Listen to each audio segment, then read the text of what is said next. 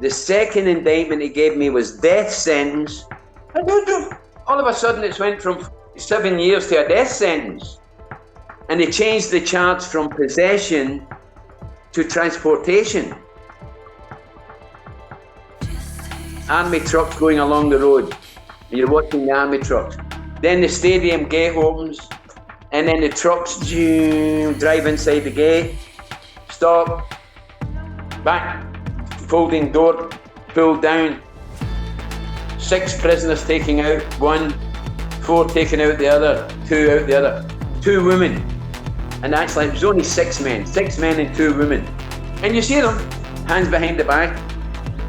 They've got a placard on their chest, written in Chinese, what was the crime they committed. You see them walking them like this, kick the back of their knee, they go down in the knee, and just go bang, bang, bang, bang, bang, bang, bang, shoot them in the back of the head with a rifle.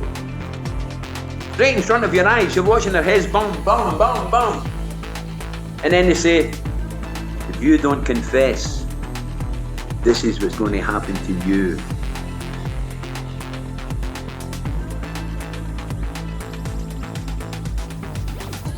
The floor below me was death row. The guys are there for 10 days, and after 10 days they get executed. There's a small box downstairs, a cubicle, and they get into that cubicle and they write their last letter to their parents before they die, and they're offered, do you want to donate your organs? And if you donate your heart or your liver or your lungs or whatever it may be, you get a chicken leg or a boiled egg or something for your last meal, you know. But because I'm in the jail, you know, people talk, you know how it goes. Whether they donate or not, they're still taking them. They're taking your organs. It's as simple as that. But it made it look as if, no, they were being fair. Do you want to donate your organs for the benefit of science? Yes or no, they were still taking them. I don't believe this either. You can be executed for car theft. You can be executed. There was one guy who, in the detention cell that I was in, the same cell as me, on the railway lines, there is like maybe a copper pylon, and this guy climbed up, you know, and cut off the pylon, or made a block of copper, maybe 1 kilo or 2 kilos of copper, executed.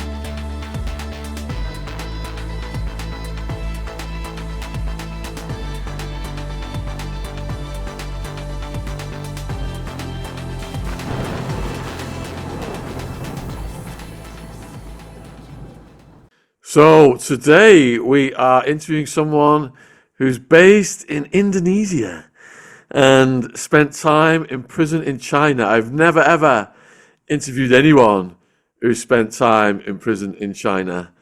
And Lockie is out of Scotland. So Lockie, huge thank you for coming on. Oh, I'm very happy to come on. I've always been watching your podcast for a long time, and I think you're a great interviewer. So to get this opportunity to talk with you, thank you very much. Oh, much appreciated, my friend. So how does a man from Glasgow, was it Glasgow originally? Was that where you were born? I'm born in Glasgow. What part of Glasgow was it? We've had a lot of people on from Glasgow recently. Well, I was actually born in a place, you would say it's Rockhill, but it's next to Maryhill. So, but I spent most of my years in the city centre in George Street. It's a long story. It's like my father was a robber and hijacker. We love long stories. Keep it long. My father was a well-known criminal, so he was always in prison, like bank robbery, hijacking. And my mother had 8 children. So we didn't have money, so we call it moonlighting. So moved from one house to another house to another house. So maybe in Rockhill for a year, George Street for a year, Postal Park for a year, Camtine. Eventually we moved into Camtine when I was about 10 years old. And that's when my father came out of prison. So we had a sort of a solid base. And most of those years I was in and out of childcare because my mother couldn't take care of us. So 8 children, was that fun or was it a struggle? It was a bit of a struggle But I've got 4 older sisters, 1 older brother, 2 younger brothers. The younger brother is quite well known. You've interviewed his co-accuser, Joe Steele. My younger brother, it was T.C. Campbell. So the whole ice cream war scenario. But we were quite a close family. But as I said, a lot of the times we were moved around and put in childcare. So when we did eventually bond together in calm time, we got on quite well together. So, coming from such a big family and going in and out of childcare, were you able to buckle down and get an education, or was that difficult? Well, actually, I don't want to be blowing my own horn, but I was actually very good at school. You know, I went to school. I mean, I still left school at 15, but my first year in secondary school, example, I came in number 4 in the class. In the second year, I came in first in my class. And in the third year, I came in at number 26. Because, you know, you're getting to 14, 15 and starting to want to dancing and go out with the boys and chat with the girls and not focus on education. And these boys that you're hanging out with, because a lot of the people we've interviewed out of Glasgow talk about the gangs, the scheme gangs. Was that going on back then? Oh, yeah. The gang I went about was very infamous. The Carlton Tongs from the east end of Glasgow. So there was a different, you called it the real tongs, the young tongs, the tiny tongs, and the toddler tongs. That was all the different age groups, right? So when I was 15, I went about with the tiny tongs. But they were totally. Where did that name come from? Well, there's a bit of legend about that. It said, people said, you remember the movie, The Terror of the Tongs? There was a movie, I think it was, what's his name again? A really well-known actor. It's like, long gaunt face. I forget his name now. Anyway, there was a movie and it was called The Terror of the Tongs. And seemingly some of the boys, before my time, maybe 4 or 5 years before I went about with them, went to this movie and then they came out of the movie and started shouting, "Tongs, Tongs!" Because Tongs is a Chinese gang, you know, like Triad and Tongs. So that's where I heard the name originated from, was that. And did the activities of the Tongs cause you to have problems with the police? Oh, non-stop. At 15, I went into approved school. 16, I went into Borstal. So it was like living in a war zone, you know, Glasgow in 1965, 66, up to the 70s. There was every district in Glasgow had a gang. So each had different territories and you're always fighting with each other. And at 1965 example, you may recall, you can look at you remember the mods? They called them the mods and hoppers. So we used to just crash shop windows, jump in through the window at night time, steal leather coats, just to get the fashion, you know, just to look good with the leather coat and stuff. So eventually I was in approved school for a year. Then I came out of approved school and I broke into a car just to steal the radio. I got caught. Then I was sent to Borstal for a year. Were there any other particular gangs that were your nemesis? Oh, all of them. All of them. Well, most of them. Basically, in the south side of the city, there was a gangs. The main gang was called the South Side Cumbie. When I was in the east side, it was the Tongs or the Toy. Then the west side up, you had like the Drummy, the Pack. There's so many. It was unbelievable. I mean, I say, not only every district. Like sometimes it was maybe 5 streets down would be a different gang. Like in Bristol's very well known place, like the Bristol Billy Boys, the Baltic Fleet, the Dixie, the Derry. That's four, just the Nunny. That's 5 gangs I've just named, all in that small district of Brighton. Are there any So, notable battles with these gangs that you remember? well, I guess not. Myself personally I was in a few battles, but not notable ones. But I recall one that happened in the Carlton in the East End where I went about. There's a street called Tobago Street, and that's got a big police station in it. And this was around 1965.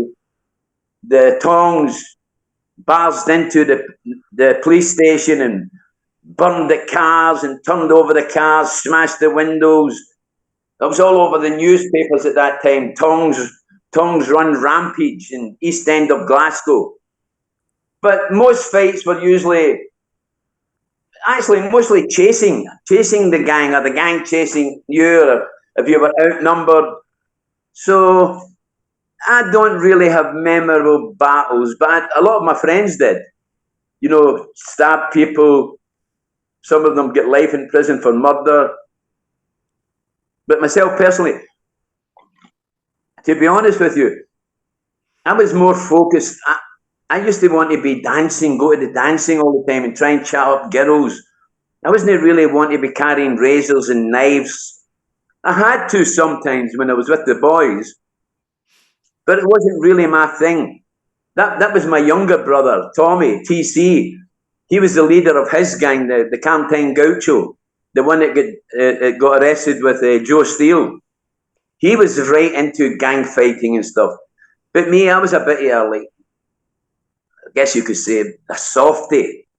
I was more interested in chatting to girls and stuff like that, you know. So getting incarcerated at a young age, how did that feel for you? It felt kind of a normal because, as I say, I'd been in and out of childcare, you know, going from a very early age, from 5 years old up until about 11. I was in and out different childcare homes. So getting into an institution wasn't really something new, if you know what I mean. And did you have friends in the institutions? Yeah. Oh, because half of your mates were there as well. And half of the other gang's mates were there as well. So you were having fights inside the hostel as well. You could never escape it. And how old are you then when you kind of emerged from that era of your life? 19. When I was 19, I got married. And it's part of it's an unspoken rule, but if you get married, you're not really expected to hang about with the boys anymore. So at 19, I had a girlfriend and she got pregnant. So that was me. I just got away from the gang and started working as a painter and decorator. You know, just living a sort of a normal life, going to work, coming home. And then one funny event happened. A friend of mine came to the house. I was now 23. I've already got a son. Oh no, 22. I've got a son. And this friend of mine came to the house and we dropped some LSD and smoking hash and getting high. And he says, "Hey, why don't you come down to London and get a job and bring your wife and their son down with you? You know, you're high on acid." And yeah, that's a great idea. And the following morning, said to my wife, "I'm going," because Ralph, his name was Ralph, he had a spare ticket. He came up with his girlfriend, but she wasn't going back down, so he had an extra ticket, and I went back down to London with him. And I arrived in London again, smoking hash, taking acid. And I was a bit of a thief as well. I used to do a lot of stealing, and I creeped into a grocer shop, get into the back shop, opened up the safe, and I get £800. You know, the little leather bags, they used to have a leather bag, they put the money in, and they put it into the safety deposit at the bank. There was £800 in it. And I was like, wow, £800. And there was a band playing in London called Focus. It was a Dutch band. And we got tickets and we went to see that band. And for whatever idea, high on acid, hey, let's go to Holland. And that was it. We went off to Holland. Bought 100 hits of acid in Holland. Hitchhiked to Belgium, France, Spain, and never sent a postcard to anybody. Arrived home 8 months later with earrings and fucking bangles and ponytail. Yeah, man. Whoa, whoa. And my wife went, fuck off. You know, that was it. Just go away. Well, actually, I went to my mother-in-law's house and she opened the door. And then I'd been away for 8 months. She says, I went get a fucking haircut, you lazy bastard, you know. So that was it. My wife said, no, I don't want you back again. And I just took off to London again. How had you met your wife in the first place? There used to be two dance halls in Glasgow. One called the Denison Palace and the other one called the Barrowland Ballroom. So the Denison Palace was a start of the afternoon and the Barrowland Ballroom was in the evenings. So I met her in the Barrowland, you know, just on the dance floor and dancing and hi, how are you, baby? And it ended up going out with each other. And with very, very short time, she got pregnant very quickly. And we just got married. Never really got to know each other, really. And you know that saying, that shotgun wedding. And yeah, as I say, it didn't really last long because I was totally irresponsible, going down to London, disappearing for 8 months, coming back with bangles and fucking ponytails, and every second word was, yeah, man, you know. So that was me. I just went back to London after that. So when she kicked you out, did you not mind? You were just on that path like the Rolling Stone? I did really try, excuse me, I did really try to get back again, you know, but she wasn't having it. And I forgot to mention actually that during the 8 months that I was gallivanting, she had another son. She was already 1 month pregnant or 6 weeks pregnant when I left, but I didn't know that. And so when I come back, I had 2 sons. Oh my God. So it was one of those, like a shocking surprise. And quite rightly, she just said, nah, I don't want you back here anymore. So you go back to London, and did you get into more criminality? Well, not, yeah, I still used to creep into shops and steal money and stuff. Sometimes sell a little bit of hash here and there, you know, but mostly the time taking drugs.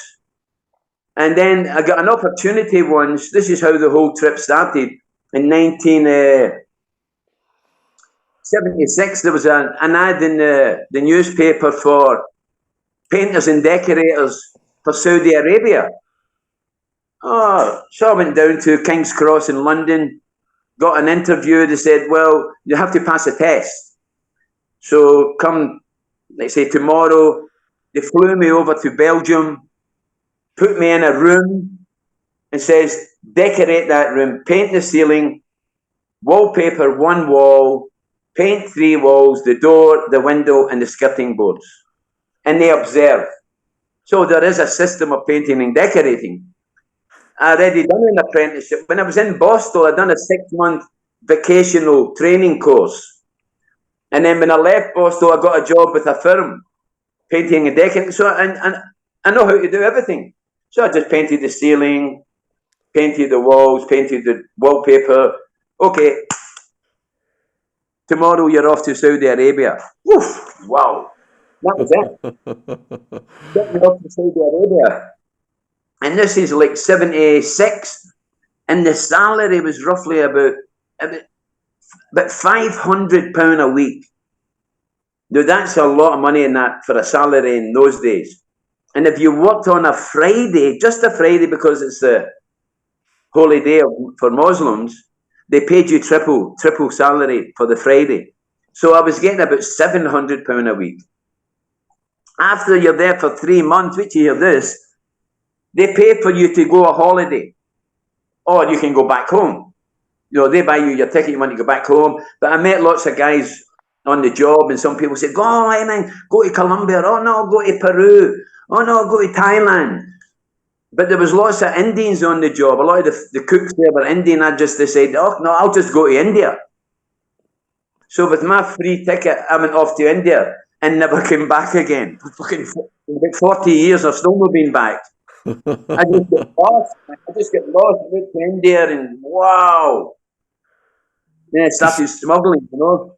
Describe what it was like arriving in India. Oh, no. You couldn't. It was like, okay, I was going to say an acid trip, but an acid trip doesn't explain it. Like a kaleidoscope. You know when you look in a kaleidoscope and all those colours transform and go into different shapes. Arrive in India, all I can hear is all this music coming from everywhere. There's cows walking along the street, just walking along the street. What the fuck's on the road? Cars, everything there. The cows just walking along. I went to this place called Paharganj. I didn't know anywhere to go. I'd never been there before. Went to this place, Paharganj, stayed in a really cheap guest house. And the owners of it were Sikh, but they were weightlifters and wrestlers, you know, big, strong men. And I went in there, met an English guy, crazy guy. Hey, all right, mate. He pulls out a little briefcase, right? Like a gentleman coming from the business in fucking Bond Street. Opens up the briefcase, and there's all these beautiful chillums, you know, for smoking hash. Different shapes, and it's got Ganesh's head on it and Shiva's face. You want to buy some chillum? You get any? Yeah, here. And he had hash, and so I just start back smoking chillums, all stoned out my head. Oh, this is fantastic. Hung about Delhi for about maybe a month or something. Then I headed down to Bombay, went into an opium den there, got really stoned in the opium den. Then went to Goa, come back to Delhi, crossed over, hiked to, what do you call it, Kathmandu, stayed in Nepal for about a month, ended up jumping on a flight to Thailand. I only stayed in Thailand about a week. That's the first time I've seen all these beautiful women available. I wrote about it. I was sitting at a hotel in the swimming pool, and you see this guy, maybe a bit younger than me, because I'm 74 now, but maybe then the guy would be about 50. And sitting with a beautiful girl, you know. I'm thinking, ooh, nice girl. And as I was sitting there, two Swedish girls came and joined me, and I was sitting chatting to the two Swedish girls. And they said, I said, look at that, look at, oh, she's a prostitute. I said, what? What are you talking about? She's beautiful. Yeah, there's many of them. You can get one anytime you want. And I'd never heard of this before, because all my travels was only looking for the best place to buy the best hash. I wasn't thinking about women or anything. So, and then she told me all about that, and I thought, oh my God, that's incredible. But I never met anyone. And then I went to Hong Kong, and that's when the trouble all began. You know, I went to Hong Kong, went to this place called Chungking Mansions, run by a Chinese syndicate, and they used to finance it. They would buy you a ticket, it cost $300. It went from Hong Kong to South Korea to Japan, back to South Korea, stopped in Taiwan, and then back to Hong Kong. But the ticket only lasted 17 days. And they loaded you up with technology, like Nikon cameras, lenses, Hasselblad cameras, Walkmans, calculators, all the latest technology you could buy duty-free in Hong Kong. And then you dropped it off in Korea. There was a guide came with you, maybe not only me, maybe 6 of us, sometimes 10 of us go at one time. Give all this stuff to this guy. He would sell it on the black market, then we'd move on to Japan. There's a place there called Electric City in Akihabara. Everything's the same, duty-free, tax-free, buy again stop off in South Korea. He would sell it, then go to Taiwan, and then from Taiwan back to Hong Kong. And we get paid $300 also cash. So the ticket was paid for, accommodation was paid for, plus you get $300 US in your pocket. I'm thinking, free travel and paid for it. And you could do it again and again and again. So I'd done it about, let's say, 10 times. Then I started to think, I could do this myself. I've got the money now. I know the name of the technology, what cameras, what Walkmans, all the technology I know because I've been taking it every week. So I started buying it myself and then making more money, making myself about $1,000 a trip. And then one time in Hong Kong, bumped into some other guys who are also doing it, and they're saying, yeah, you also can take it to India. The same. I said, what? Yeah, the same. India. Bought all the technology off to India. Of course, when I'm in India, I'm buying a lump of hash, that's for sure. So I bought something like 300 grams, stuck it in my shoes, come back to Hong Kong. And it's full of expats. Hong Kong is a lot of British expats. And as soon as you make a joint, everybody's like, oh, they want some. So I used to just, give out joints. And then one day I thought to myself, hey, hold on a minute. Even a lot of those guys also doing the same trips as me. I say, why you don't just bring some hash back yourself? Oh, no. If you get caught with technology or gold, they'll either confiscate it or we'll have to pay tax. But if you get caught with drugs, we'll go to jail. I thought, oh, really? Well, next time I come back, I won't be giving out joints. I'll be selling it to you. So the first time I just brought a couple of kilo and I sold it. No, it wasn't expensive there. It was about $2,000 a kilo. But it only cost $100 to buy in Delhi. Or I'd go up to the mountains in Manali, let's say $100 and get 2,000 back. So and plus my profit from my technology. Then one time I took some to Tokyo because I always carried it with me anyway. I was in this bar called the 69 Club in Tokyo. It's a reggae bar. I start rolling a joint, smoking a joint, and they go, no. You want to smoking? Go upstairs. So I go upstairs. The fucking room's full of Bob Marleys. Every Japanese there had a Bob Marley Rastafarian dreadlock haircut. The music Rastam. And I'm like, oh, for fuck's sake, man. A Rasta bar in Tokyo. And I bring out the hash. And everybody's like, whoa, zooming in. And then asking me, you want to sell? I said, yeah, I can sell it to you. So then so I only had maybe a couple of ounces. I sold it maybe for, let's say, $500 or something. I wasn't paying much attention. I was just happy to be there. And I said to the guys, but I can bring some back for you if you want. Yeah, please bring back. So the next trip I went out, back to India. I came back again, went to Tokyo. I had 2 kilo. And I sold it for $20,000 cash. No bargaining, no give us discounts, nothing. $20,000. I'm like, yes. Oh, this is fucking magic. So I've done that a few times. But I'd bring 5 kilos one time. And then met some other guys. Hey, why don't you take it to Australia? Woof. I took it down to Australia as well. Again, I was getting 10,000 Australian dollars a kilo. So it just seemed, it's something that, it's a strange feeling, but I thought I was invisible. I just thought I was invisible. I just kept going through customs, technology, gold, hash. Nobody ever stopped me. Where did you hide the hash? Well, 5 kilos I put in a false bottom suitcase. If it was 2 kilos, I'd maybe put strap 1.5 around my waist and a quarter kilo in each shoe. And there was no x-rays. They didn't even have metal detectors then. So as I say, I used to just walk through. I had no fear about it whatsoever. And then, I've done a lot of things. I went down to the Philippines and I bought land there and I built a house and I opened up a scuba diving school and I was living the life of fucking Larry, And if I needed money, just ship back over to Hong Kong, go to Delhi, pick up a couple of kilos, go back to Japan. It was just so easy, you know. And then one day I thought to myself, I'll take my son with me. I'll contact my son. And so I phoned my brother in London.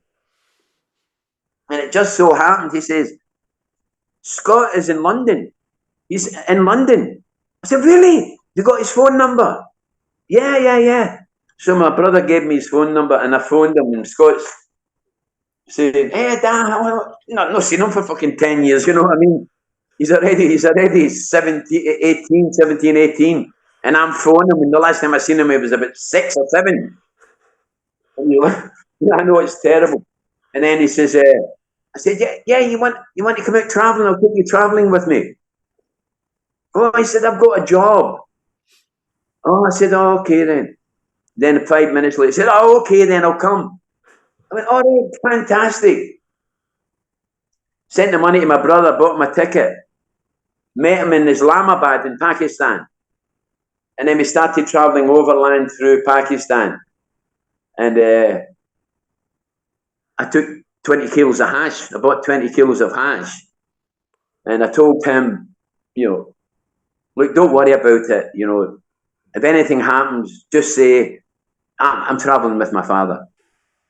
You know, because I've done this that many times. Actually, I forgot to mention, I've got a younger son as well. Younger son is Lockie. I took him on that trip before I took Scott on that trip. I met Lockie in Bangkok. We flew to Kathmandu, bought bicycles, cycled into India, went up to see the Dalai Lama. We couldn't see him, but we tried anyway. And then come back down and crossed into Pakistan. And then we travelled up the Silk Road into China, took a ship to Japan and sold the hash. But I only took 5 kilos. So my youngest son had already done that. And he's went back and told his brother, oh, yeah, I done that. And, you know, boasting, yeah. So the oldest son, hey, I want to go as well. So I done it with him. But this time I think, well, I'll take 20 kilos. So we get to Pakistan, had a great time, going out shooting Kalashnikovs. The place called Peshawar, and another 2 areas next to it, Dara and Bara. And they're just hundreds and hundreds and hundreds and hundreds of kilos of opium and hash piled to the rafters. Guys sitting around making Kalashnikovs, handguns. It's just no man's land, right? But I had some good friends there, 2 brothers, Atola. And I used to buy carpets from them and send them to my brother in London. So I had good friends there. So we went with those guys and everything was good. Bought 20 kilos. Overland we go. Get up into the border past the Hunza Valley. Now we're going to go into China. Again, 20 kilos. Walk through. No problem. Get into China. Jump on a train. So I booked a cabin because the train journey is 3 days from Urumqi, a place called Urumqi, to Shanghai. It's a 3-day travel by train. So I booked a cabin. So we were just sitting in the cabin, just me and my son. We can smoke and stuff. But you know the grinding of a train, day and night. So you want to go out the door and look out the window from, that's all. I just want to look out the window on the other side. I go outside, I'm smoking a joint. And the ticket collector comes. What? No, I don't understand. Oh, okay. So I go back into the cabin. I say to my son, the ticket collector just saw me and I was smoking a joint. What do you think we should do? So I said, maybe throw the dope out the window. I said, no throw the dope out the window. You'll jump off at the next station. Okay then, okay. So maybe whatever, 10 hours later, the train stops, me and my son jump out, head out. My son walks through. I try to walk through. But I'd already given the ticket collector guy my ticket. He came back again and said, ticket. And I gave him the ticket. And he never returned it. And I'd forgot all about it. When I tried to exit, they wouldn't let me exit without the ticket. Then this guy sticks his head out the train carriage and shouts, hey, something. And then the ticket collectors there were soldiers there with the guns, or policemen. But they had khaki uniforms on, but they were actually policemen, they weren't soldiers. And they stopped me from going through. And then the ticket collector came down and he started chatting to them. And then they just took me and my son to the waiting room. And I'm sitting in the waiting room. I've got 5 kilos concealed in a suitcase. Hey, do you know what that sound means? Ooh, that's something I've been hearing a lot lately. I can't help but love that. That's what I hear when I make another sale on Shopify, the all-in-one commerce platform to start, run, and grow your business. Shopify is the commerce platform revolutionizing millions of businesses worldwide. The Pokemon business I've recently started with someone is absolutely thriving thanks to Shopify. Shopify accepts all kinds of payments, and sometimes it's complex when you get on a platform, but their dashboard makes it completely simple. Covering all your sales channels from a shopfront-ready POS system to its all-in-one e-commerce platform, Shopify even gets you selling across social media marketplaces like Facebook, Insta, TikTok, and YouTube. Full of the industry-leading tools ready to ignite your growth, Shopify gives you complete control over your business and your brand without learning new skills in design or coding.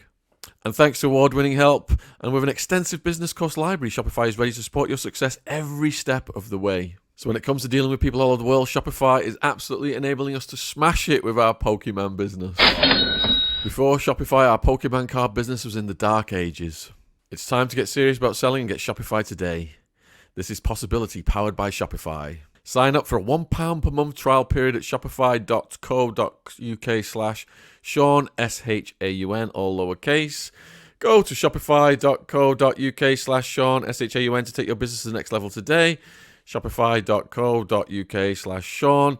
Link in description box below this video on YouTube. Thanks for watching. Back to the podcast. I've got 8 kilos wrapped up in t-shirts and old laundry and pots and pans stuffed at the bottom of a bag. And then one of those little day packs, the small day packs, there's 7 kilos in there. Anybody, if you opened it up, you would have found it. My son was telling me when he done the National Geographic Locked Up Abroad, he said, my fucking dad had a Dracula bag. Meaning it was just anybody who opened it would have found it. But I told you I was that confident. I'd done it so many times before. I just walked through, and that's what happened. We get through. But now we're in this waiting room. The 5 kilos is secure. The other 8 kilos is wrapped up. But this little pack is good. Anybody opens it, it's just in the pack, you can't miss it.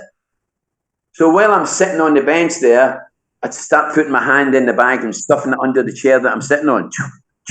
Stick the dope underneath the chair. And unknowns to me, there's a lady, there's a window there, and there's a lady sitting there, but you can't see her, but she can see you, one of those ones you can see through the next in. And then maybe 2 minutes later, she comes out, there's a guard at the door, and she says something to the guard. The guard comes over to where I am, looks under the chair and starts pulling the hash out. So that was it. Got arrested. So that was the start of the downfall. The Public Security Bureau came from Shanghai, picked us up, took us down to Shanghai. This is the part that I think I mentioned to you. It's like science fiction. I know people don't believe it. But every single word of it is true. It's that far out that people think, nah, it can't be true. They take us down to Shanghai, okay? So they've got the hash, but the 5 kilos in the case, nobody's going to find that. That's professionally done. Let's say the 8 kilos is lying in the bottom back, wrapped up in towels and dust, what you call pots and pans, knives and forks, old socks, underwear, or just stuffed on the top. Now we're in the detention centre. You've got to itemize your gear, right? So you take out one shirt, one trousers, and then it's a jacket, and So, and the guy, and he's up high like this, looking down on me. And I'm just standing there, and he's writing it down, and the bag is going, clink, it's folding, you know. And then I just stop. Then he goes, put everything back in the bag again. I'm like, oh, for fuck's sake. All the dope still lying in the bag, right? Put all the stuff back in again. Now they take me to the detention cells, and they also take my son. And then, or maybe 10 days later, the British consul came to see me and said, your son has been released. I went, oh, I couldn't believe it. Fantastic, you know. But I don't, this is what blew my mind. It took 10 months for me to know this. And then I didn't know it at the time. So my son's been released. And then the British consul come again a month later. Oh, your son sent you £1,000 from Tokyo. My son sent me £1,000 from Tokyo? Where would he get £1,000? And how did he get to Tokyo? This is all still unknown to me. My imagination is just, of course, in my mind, I'm thinking he must have took some hash. My imagination's telling me he took the suitcase with him, right? But I don't know because I'm in detention. So anyway, eventually, I'll go through all the madness of being in the prison and the detention cell. You're talking about rats and cockroaches and 12 of us in a cell, a hole in the ground. You have to piss and shit in that hole. There's no water for a shower. Every morning you have a plastic bucket and you stick it out the door, and they come with like a watering can for flowers, and they put water inside your bucket so you can brush your teeth and wash your face. Talking about toilet paper, I never seen toilet paper the whole fucking 12 and a half years. There was no toilet paper. You wash your ass. I'll tell you later. So anyway, I'm in this detention cell, and eventually I go up to court. This is the bit I want to tell you, it's science fiction. So I'm thinking the maximum sentence I can get is 4 years, because I heard there was another English guy who got arrested with 7.2 kilos of hash, and he was sentenced to 4 years. So I'm thinking I've got 7.9, probably I'll get the same. So I go up to court, and then they say, okay, come back tomorrow or whatever day it is. And then I'm waiting a week, nobody calls me to come up to court. Then the prosecutor comes down, hands me another indictment. The first indictment I got was the maximum you could get was 7 years. The second indictment he gave me was death sentence, life sentence, and the minimum sentence was 15 years. All of a sudden it's went from fucking 7 years to a death sentence. And they changed the charge from possession to transportation. And that's what upped the sentences. So I'm thinking, fuck me, death sentence. I was really shitting myself. But eventually I went up to court anyway, and I got 15 years. Okay, so now I've got 15 years. It's a heavy sentence. Lockie, hold on. When you saw death sentence, did that have an effect on you? Yeah. Well, the British, when I saw that, right, then I got a visit from the British. One guy in the cell could speak English. I called him Tai Chi. He told me, no, nothing like that will ever happen to you. But then the British consul came maybe a day or two later, and then they said to me, in the British newspaper, it says, Scotsman faces execution in China. I went, what? No. It's hash. It's only hash. You know, your mind's caught up in how you were brought up, like fucking Bob Marley legalized it, and everybody else talking about you can go into the shop and buy bongs and skins, and here now they're talking about executing me for having hash. So I was afraid, but the biggest fear came when I actually standing on the dock. Ooh, because you just don't know. You don't know. You know that it's death, life, minimum 15. So I'll be honest with you, Sean. When they said to me 15 years, I wanted to go, yes! You know what? But, you know, it's like, oh, you fucking beauty. But when I went downstairs into the cell again, I'm sitting in, and you're sitting in the cell. 15 years. 15 years for a bit of hash. 5 minutes before you, they went, I'll kiss your ass. 5 minutes later, you're saying, yeah, fucking Torak, 15 years for hash.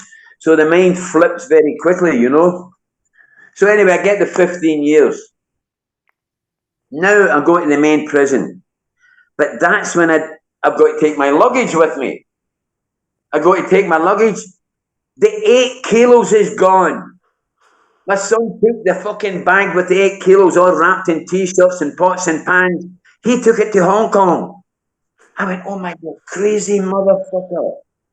I mean, I would have took the suitcase. I would never have took the bag.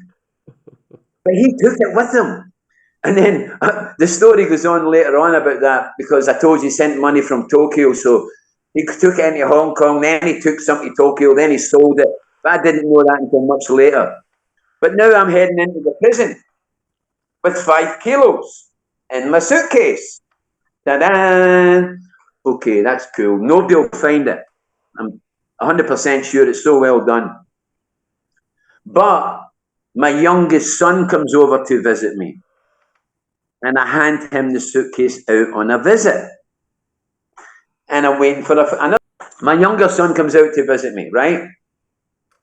And I hand him out the 5 kilos in the suitcase. And I'm waiting, maybe tomorrow or the next day, I'll get another visit before he leaves. And then I get called into the office, all the public security, all the top brass. What's the problem? You give drugs to your son. Your son has been arrested with drugs. Oh, for fuck's sake, he's got bust, right? So they bust him with the 5 kilo. And they want me to say that I knowingly gave it to him. I said, no. There was no hashish in that case. And that case is not my case anyway. That case belonged to my other son. Excuse me. I blamed it on the other son. I said, he took my clothes and left his. Just made it up on the spot, you know. But I'm not going to admit to it, because I would definitely have got shot. So they held my son for 6 months. And eventually he got out and paid a £5,000 fine on the 24th of December. The day before Christmas, he got released. So kind of weird, right? Isn't it a weird story about the father, the 2 sons? The one takes 8 kilos to Hong Kong. The other one takes 5 kilos out and gets arrested. And the public said they were so angry, you know, because a lot of people who interrogated me would have got demoted because they never found the hash, you know. And then they discovered the hash was taken into the main prison, and all the prison guards in there would have got hell as well. How come he had this hash inside the jail for all these months? And he never discovered it when he got arrested. You never discovered it while he was incarcerated. So a lot of heads full. So they really hated me after that, you know. So what prison did you end up in? What was it called? Teelan Shaw. It was built, I think it was built in 1935 by the Japanese, because the Japanese, you know, took over China for a while. And it was a very small, the prison was big. It held over 5,000 prisoners. There was one block, it was women. We were all in the same prison. The women was in, let's say, block C. I was in block A. Then you had block B, then block D. I think there was 5 blocks altogether. Total around 5,000 people it held. Does that mean that men were having relations with the women? Men what? Were men having relationships with the women if they were all accessible together? No, they were in a different block. The only time, I mean, there's some of the stories in that book is It's called a cooling party. So every year, because the weather gets hot and humid, and they'd have a party. Let's say my block, I was in block A, and then say let's say the ladies' block, and then maybe another block, and then we'd all get together in a big giant yard and sing. Like, there was me, an American guy, a Welsh guy, and a German guy, and we called ourselves the Reformers. And that was the name of the band. And the little German guy could play good guitar. The American guy used to play the washboard, you know. The Welsh guy was the singer, and I had a Coca-Cola bottle with rice in it as maracas. And they just got them sing, and you would think we were the Beatles. They loved it. You know, the Chinese, we'd go and go, help, I need somebody, help, no, and sing the Beatles songs and Smokey Joe's Cafe. They're all going crazy, you know. And some of the women would be there as well. They go on stage and do dances and stuff. But you couldn't get really any contact with them. And on that day, when you had the outdoor party, everybody get an ice cream cone. It was like a luxury. Oh, an ice cream cone. They had lots of, the regime was very, very strict, hard reform. They call it ideological remolding. Or in Chinese, it's called Shishangaizo. In English, it basically means brainwashing. Non-stop. 7 days a week. Mao Zedong, Chow En Lai, Deng Xiaoping, talking about Deng Xiaoping, talking about Mao Zedong, the Red Book, and the fucking British imperialists. Oh, they hated us, man. The Opium Wars, they'd lecture it into your brain. The burning of Beijing, Nanjing. And then when it came to Hong Kong, they take over Hong Kong in 1997. Oh, you should have seen the celebrations. They were like that, yeah, fucking British, fuck off, you know. They hated the Britain, really. What about the local prison population? How did they treat the foreigners? Yeah, again, it was... So, here's an interesting part. They called me Lao Da. Lao Da means big boss. Me, big boss. Me? The reason why they called me big boss, 2 reasons. Bringing the drugs into the jail and no getting caught, right? So they just loved it because I'd outsmarted all the public security bureau, all the guards. They fucking loved it. Yeah, Lauda!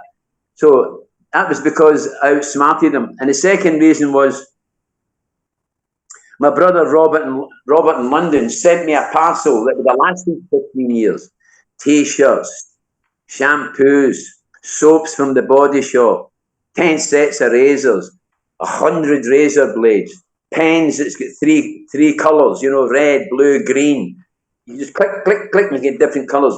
A bunch of them, hundreds of cassettes, Muddy Waters, everybody, a massive parcel. So I had stuff for the black market, you see. I could get all sorts of things done because give them a pen or give him a bar of soap for his wife at the visit. So that sort of bonded me with him, you know.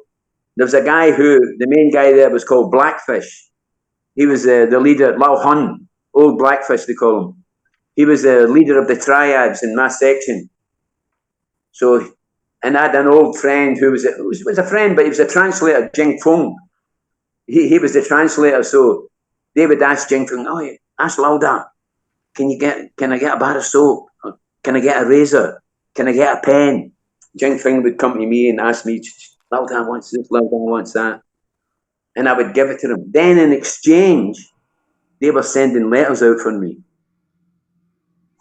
It's in the book, The Underground Mailman. So it was like give and take, you know what I mean?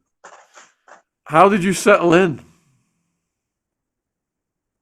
I didn't. if I have to be honest, I didn't really. The first prison, I was in 2 jails. The first one I was in for 6 years. That was the one that was rat and cockroach and infested. The cell was 8 feet by 4 foot. You slept on the floor. You had a wooden bucket in the room to piss and shit. There was no such a thing as toilet paper. I never seen toilet paper until I come back out after 12 and a half years. So that was really dirty, dank, horrible, depressing. The floor below me was death row. The guys are there for 10 days, and after 10 days they get executed.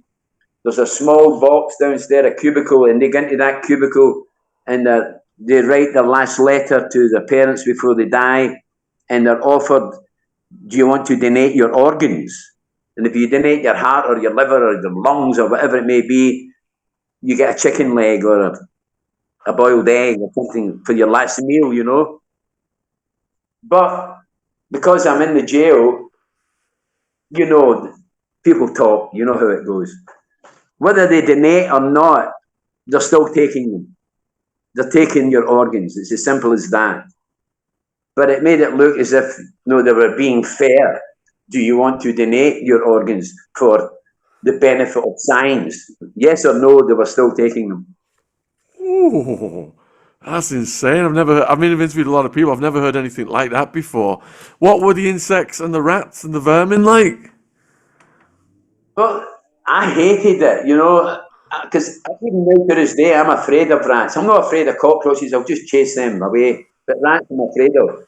But the Chinese used to love it, you know. They'd be running to get their slipper off. Getting over counters and all that. Trying to smack them, you know. For them, it was a bit of fun. But you're lying in your bed at night, you know, and you sleep on the floor. There's no beds. You sleep on the fucking floor. And they can just walk through the gate because it's barred. There's no door. It's just bars. And you hear, and then you feel it, you know, under your bed, you know, on your leg, and you're, oh no. And if you shout or jump, everybody complains at you and wants to beat you up in the morning because you wake them up, you know. So you've got to stop it silently, and shake your leg and until they scutter away. Cockroaches I didn't really mind. Well, I didn't like them, but it was the rats I was afraid of. What But about the Chinese, the food did they give you? The food in the morning, you'd wake up in the morning, we call it rice gruel, like watered rice.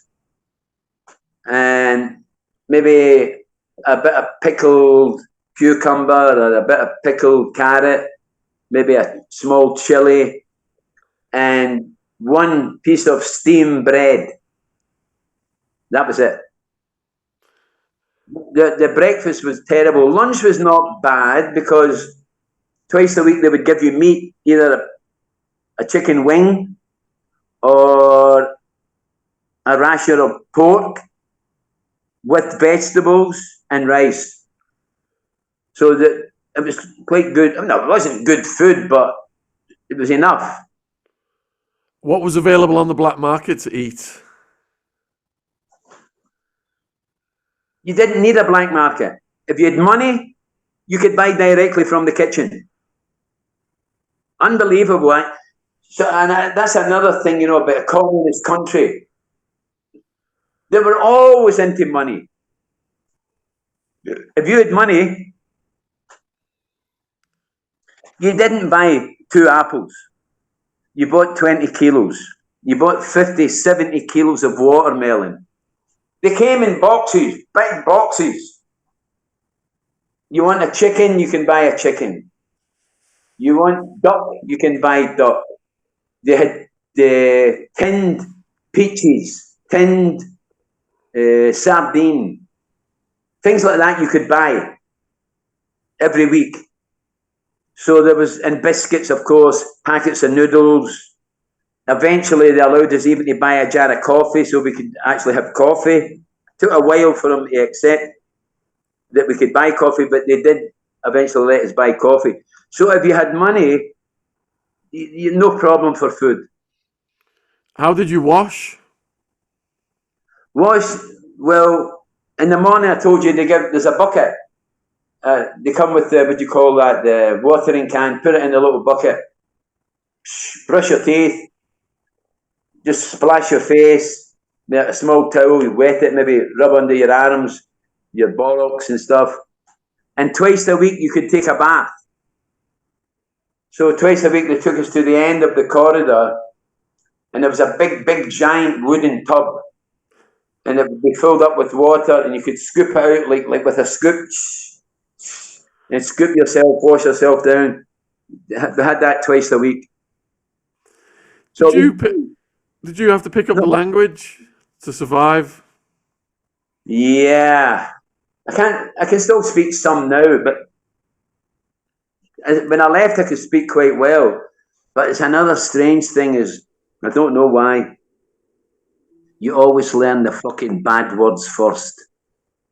You know, go chodden yana sopi, wahanani, bum really arrogant fucking Chinese. Go fuck your mother, your grandmother's cunt stinks.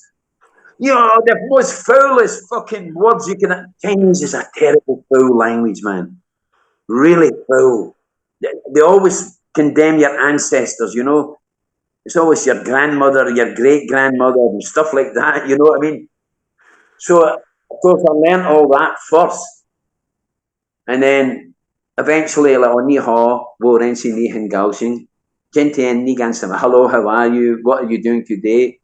Is it okay if we watch TV tonight? Okay, can the answer ma? You know, learn how to speak polite Chinese. But most of it was foul. Because nobody talks to you nice, you know, you're in jail. And you're a foreigner. Nalu. Nalu! Foreign prick. That's what Nalu is. What about guard brutality?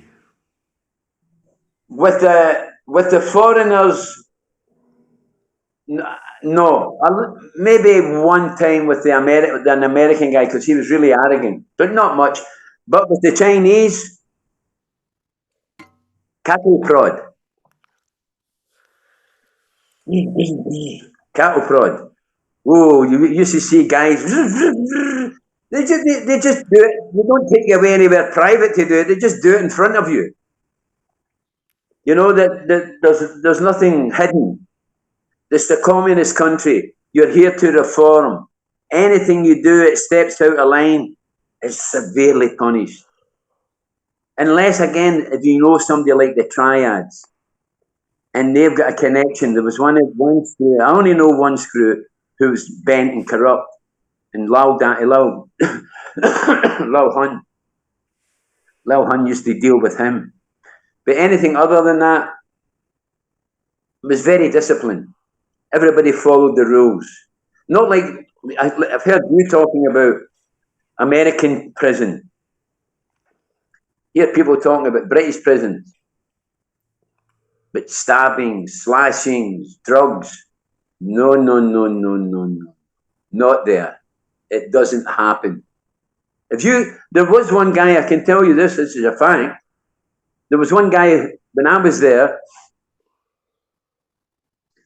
come back from a visit, and he's sitting at the table and nodding, you know. And somebody reported him. He'd got some heroin on the visit. He was executed the next day. The next day. No week, no month, the next day. Because he committed the crime inside the prison.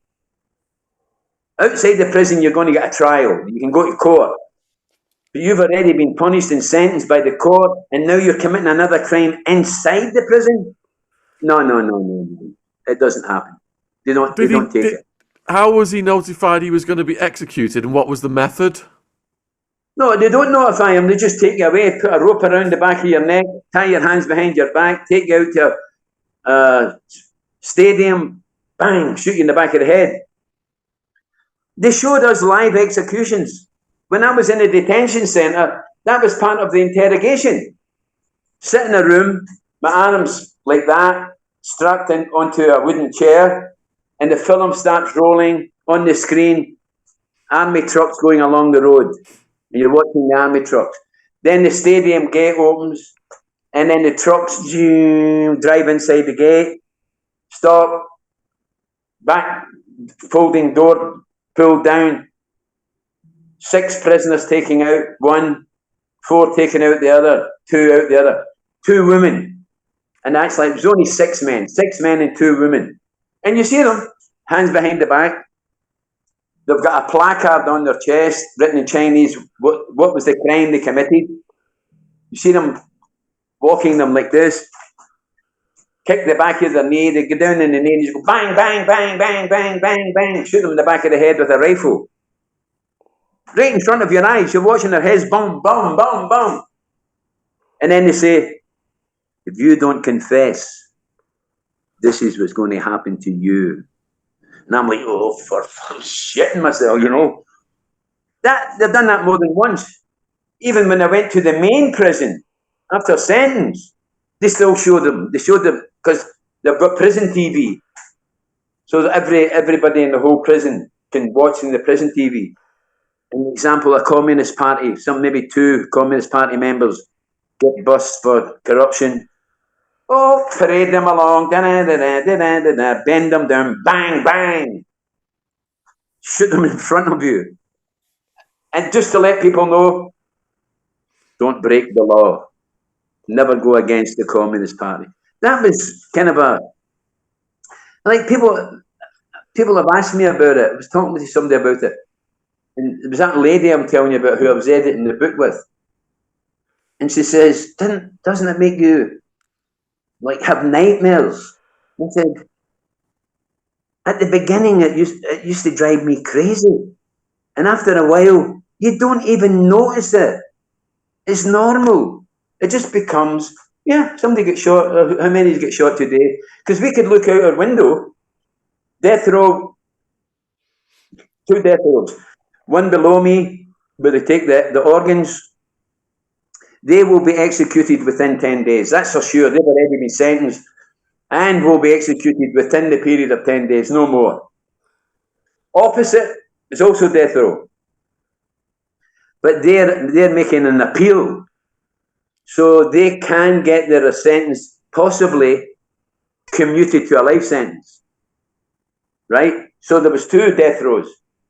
But the one we could look out the window and see opposite a road, if their appeal failed, we'd look out and you see them all coming out with a rope around their neck, again, hands behind the back, maybe 6 of them marching out, on their way to be shot. You see that quite regularly. Because, they're 6 years, they're shooting people every day. So it sounds cold, but it just doesn't affect you the same way anymore. Lockie, what kind of crimes can they execute you for? Oh no, you're not going to believe this either. You can be executed for car theft. You can be executed. There was one guy who, in the detention cell that I was in, the same cell as me, on the railway lines, there is maybe a copper pylon. And this guy climbed up, and cut off the pylon, and got a block of copper, maybe 1 kilo or 2 kilos of copper, executed. Because possibly could have done, it was public property, and maybe could have caused harm to other people on trains. Another one, dumping rubbish in the river. You can be executed. You see? Things that back in Britain, they would maybe give you £100 or £200 fine. So it depended. There was so many different crimes. Corruption is a big one. Like, there was a guy again in my cell, but fortunately enough, he didn't get executed. But he didn't do anything wrong. He was working in a bank. And for example, you come in for a loan and I've got to do the research, and then I do the research, and then I grant you get the loan. And the guy didn't pay back the loan, and you get sent to jail because you verified that it was okay. So it's crazy things, different from the West. And he was up for the death penalty, the lone guy. Yeah, but I don't know how it worked out, but he sort of explained it to me. They never got the death sentence for a start off. He did get sentenced to 15 years. And then I heard again he got it reduced to 6 years. And then one day he just disappeared. I never heard from him again.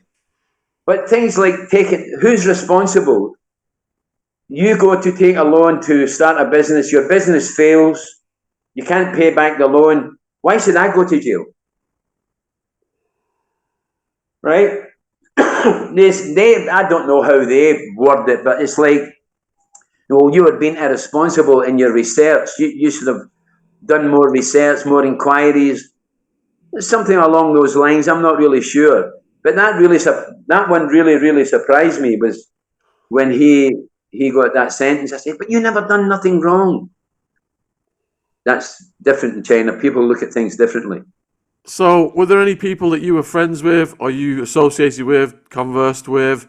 1 minute they're there, 1 minute they're gone, executed. Yeah, in my cell, Funzi, and we shopping. Oh yeah, too. So I write about Funzi in the book. He was a crazy guy. He comes into cell and he's really angry and he's shouting at people. I don't know what they're talking about. But there was an old guy, an old farmer guy, and he slapped the old farmer guy, and I fucking just jumped on this crazy cunt and got him in an neck choke like this, a stranglehold, and talking to him and saying, in English of course, cool down, relax. You know, he's in shackles. He's got the shackles on the legs. So that means he's going to be executed. So, and I eventually got the guy to cool down, and we just sat, and we started chatting and stuff through this translator guy. I call him Tai Chi. He's in the book. He helped me all the time. He done all the translating. There was an informer in the cell which I didn't know about also. But the day before he got executed, we're sitting in the cell, and I told you that you're allowed to write a letter to your family before you get shot. And another thing is your family have to buy the bullet. They have to pay for it.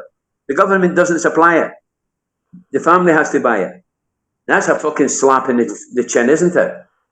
But anyway, he's wrote his letter out. And then Tai Chi, that's what I call him, Tai Chi, he reads it out. And I just burst into tears, you know. Mother, forgive me, mother, you know, you were good to me, mother, and you always tried to give me good advice, and sorry, my sister, you know, I know that this and that, and just a whole story about, he only had his mother, his father was already dead, he only had a mother and his sister, and he's writing this letter to the mother and the sister. And I was like, oh my God, you know, it's really sad. And a very interesting thing happened there. Inside the detention centre, you were allowed to buy little things like pickles, packets that came in packets of pickles. But the day before this guy got executed, all of a sudden it was like Jesus at the Last Supper. Noodles and biscuits and crackers coming out of the wall and out of people's ears. And where are all this food? You're sitting there, I never seen anybody eating, I never seen nothing. The day he went to go to get executed, biscuits, crackers, noodles, and we all just sat eating, and he was singing.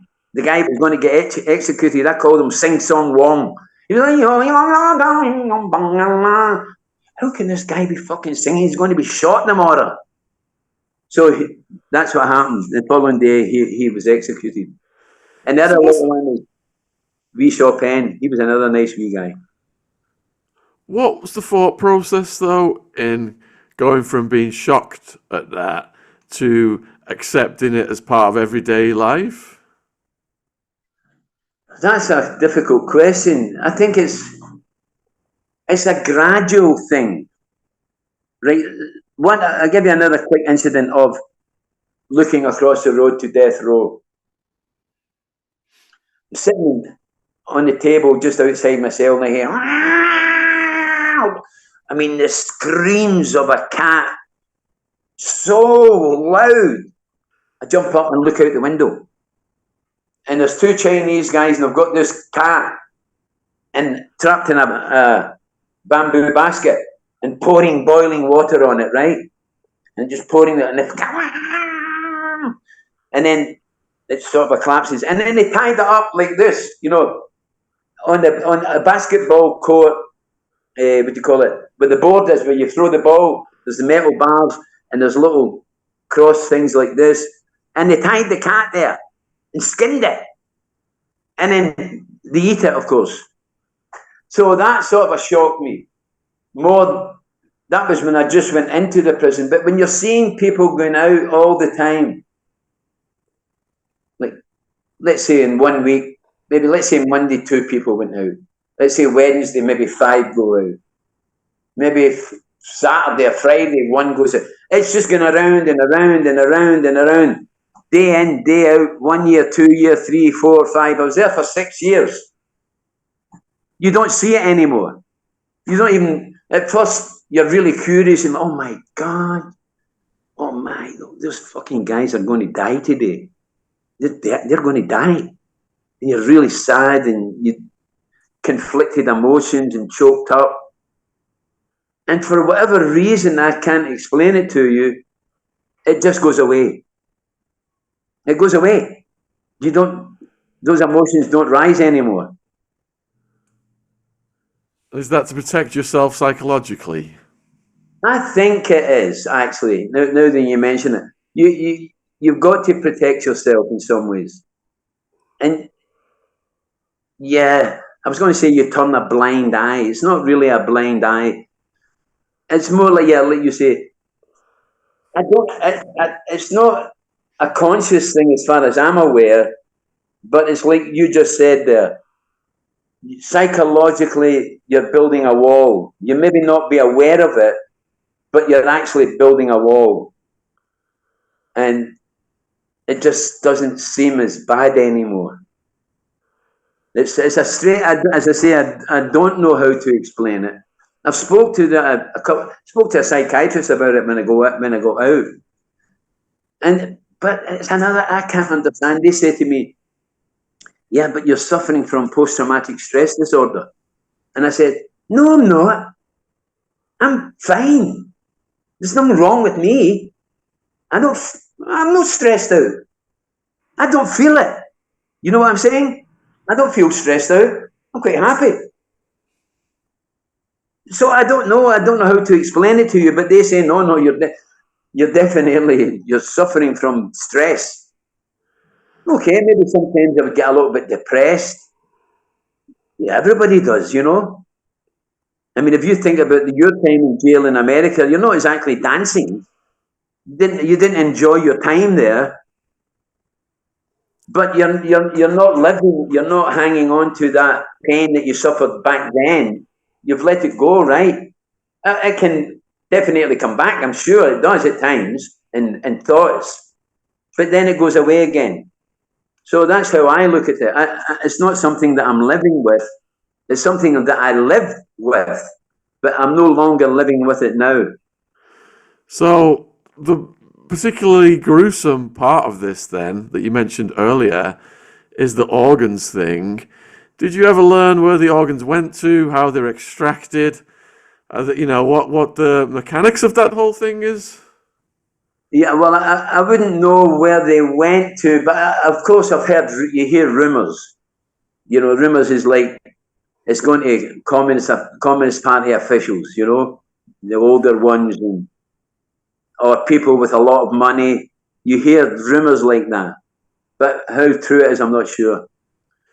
But because from organs, there's a black market for organs, isn't there? And it's a quite considerable sums of money.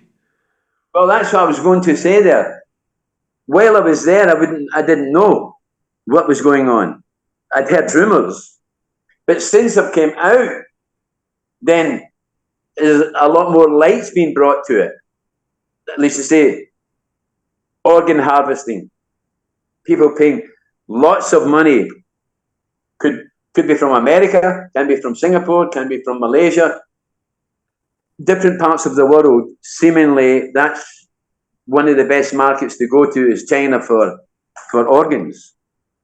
And And that's been published in newspapers and TV documentaries I've seen here. and certain operations require the donor to be still alive while the Yeah. organs are being extracted, don't they? So would that be the case with some of these prisoners? Oh, I would say 99% for sure. Why? Yeah, I've thought about this, Sean, because why would you kill them and then take their organs? Just take them while they're alive, so they're still pumping, and you know what I'm saying? As you just mentioned I've read about it, I've seen documentaries on it where people are being operated on and their organs being removed and transplanted into someone else in the bed next to them. While they're living, they're being transplanted. Yeah, I believe it. There's no doubt in my mind. It's 100% sure. So that's what I mean, I don't want to sound crazy, but if you're going to take somebody's organs and somebody's bought your heart or your liver or your kidney, why kill you? Just operate on you, then kill you, after you've taken it. Or maybe even keep you alive for another time for somebody else, who I don't know. I mean, there could be... Does that mean that the prison complex would have some additional infrastructure, medical infrastructure, to facilitate the organs transfers?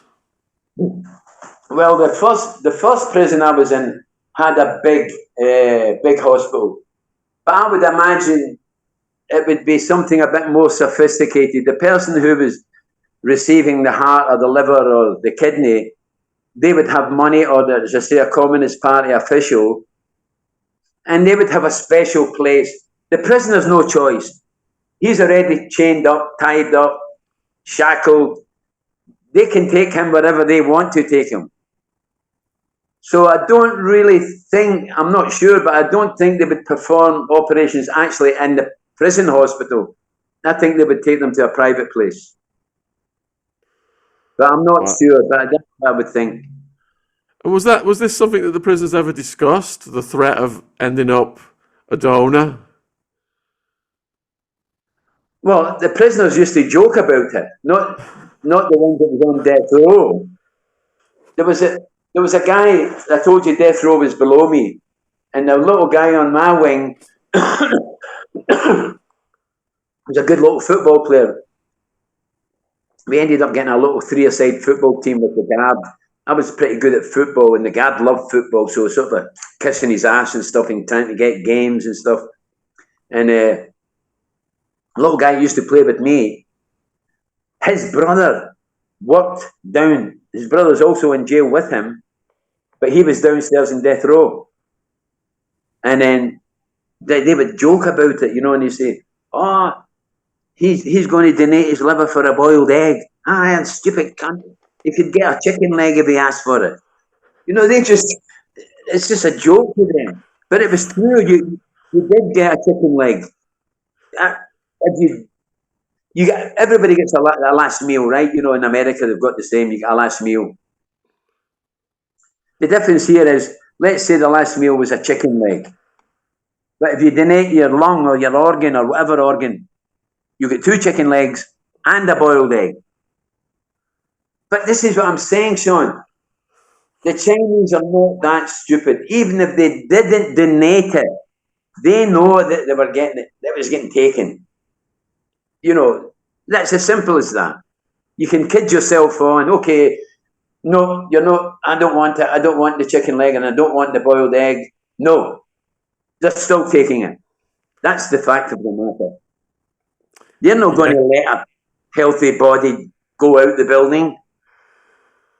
Wow. Honestly, we've had a few people on, like journalists and stuff, who've researched this, but you were there inside, witnessing and having this knowledge. It's just mind-blowing. I've never heard anything like this before in my life, Lockie.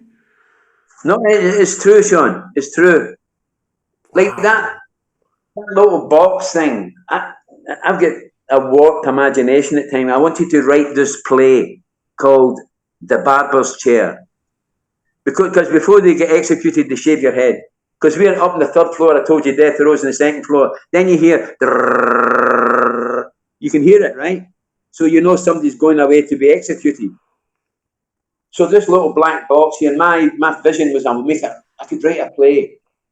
So there's a person sitting inside the black box, and then the prisoner comes in and joins them, and then they've told you they write the last letter to their loved one or to their parents, and then they ask, you want to donate your whatever organ you want to donate, and then whether they donate or they don't donate, doesn't matter, they're going to take it. Then he leaves that little room, then they take him back to his cell.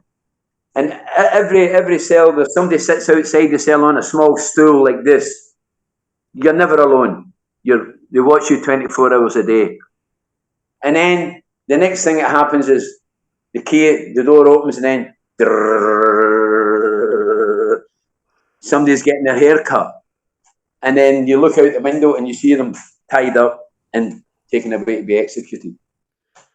So whether they wanted to, I'll repeat this, and I know a lot of people like propaganda and anti-Chinese and stuff like this. But the reality is they take it. They take it. I can't remember who, maybe it was Winston Churchill or somebody. Somebody said you can judge a nation by how it treats its prisoners or something like that. So you think about it. There's all this propaganda. You've heard about it. You've talked to journalists about it. They've heard that people get their organs taken. I was in there, sitting next to them, talking to them, joking about, he could have got a 2 chickens leg and a boiled egg if they'd have given his liver. People don't make jokes like that if it's not real. It's a reality. That's what the reality is. They're taking them. And again, I don't want to sound bad, but in the West, people donate their organs also for science, right? Which is not a bad thing. It's looked upon as a good thing, to progress medical procedures in the future. Donate your liver, donate your heart, your kidney, whatever it may be, and that's accepted. So why would it be any different in China? It's just common sense. Maybe they're using some for science to progress their medical procedures, and others is for transplants for people who want to pay for them. It's as simple as that. It's not really, what do you call it, science. It's not rocket science, I should say. It's very obvious. Why are they shaving the heads? Are they selling the hair as well? Okay, that's a good question. No, I don't think so. I think that there could be. I have actually never thought about that before. But I think it's just the bald head so that they can place the gun where there's a little bone at the back of your head there, isn't there? So if they shoot, that's where they shoot in behind that little bone. So you're instantly dead. So you can see that bone if your head's shaved, but if you get hair, you can't. I think that's the reason. And what about religion? I mean, these people, they're facing the death penalty. Do the priests come in and give them any kind of rights? It's a communist country. There's no religion. So there's no monks or anything? What? Yeah, they're monks. Do you not read about the Falun Gong? Do you know about Falun Gong? Yeah. Well, you know what happened to them? They tried to wipe them out. Yeah.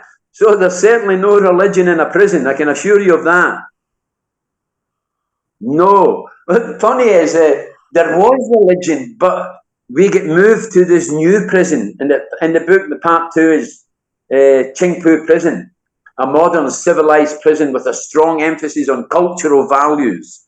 Woo, sounds really good, Get to this prison. It was just the same as the other one. But an Iranian guy came in. A couple of Pakistani guys come in. 2 Africans come in. Now, the 2 Africans were caught praying in the room. But, you're not supposed to pray, but they were praying in the room. And they get caught. And they get reported, and of course, they get punished for that. Yeah. You don't get any remission. You can no pray. Then this Iranian guy came in, Abdul Latif.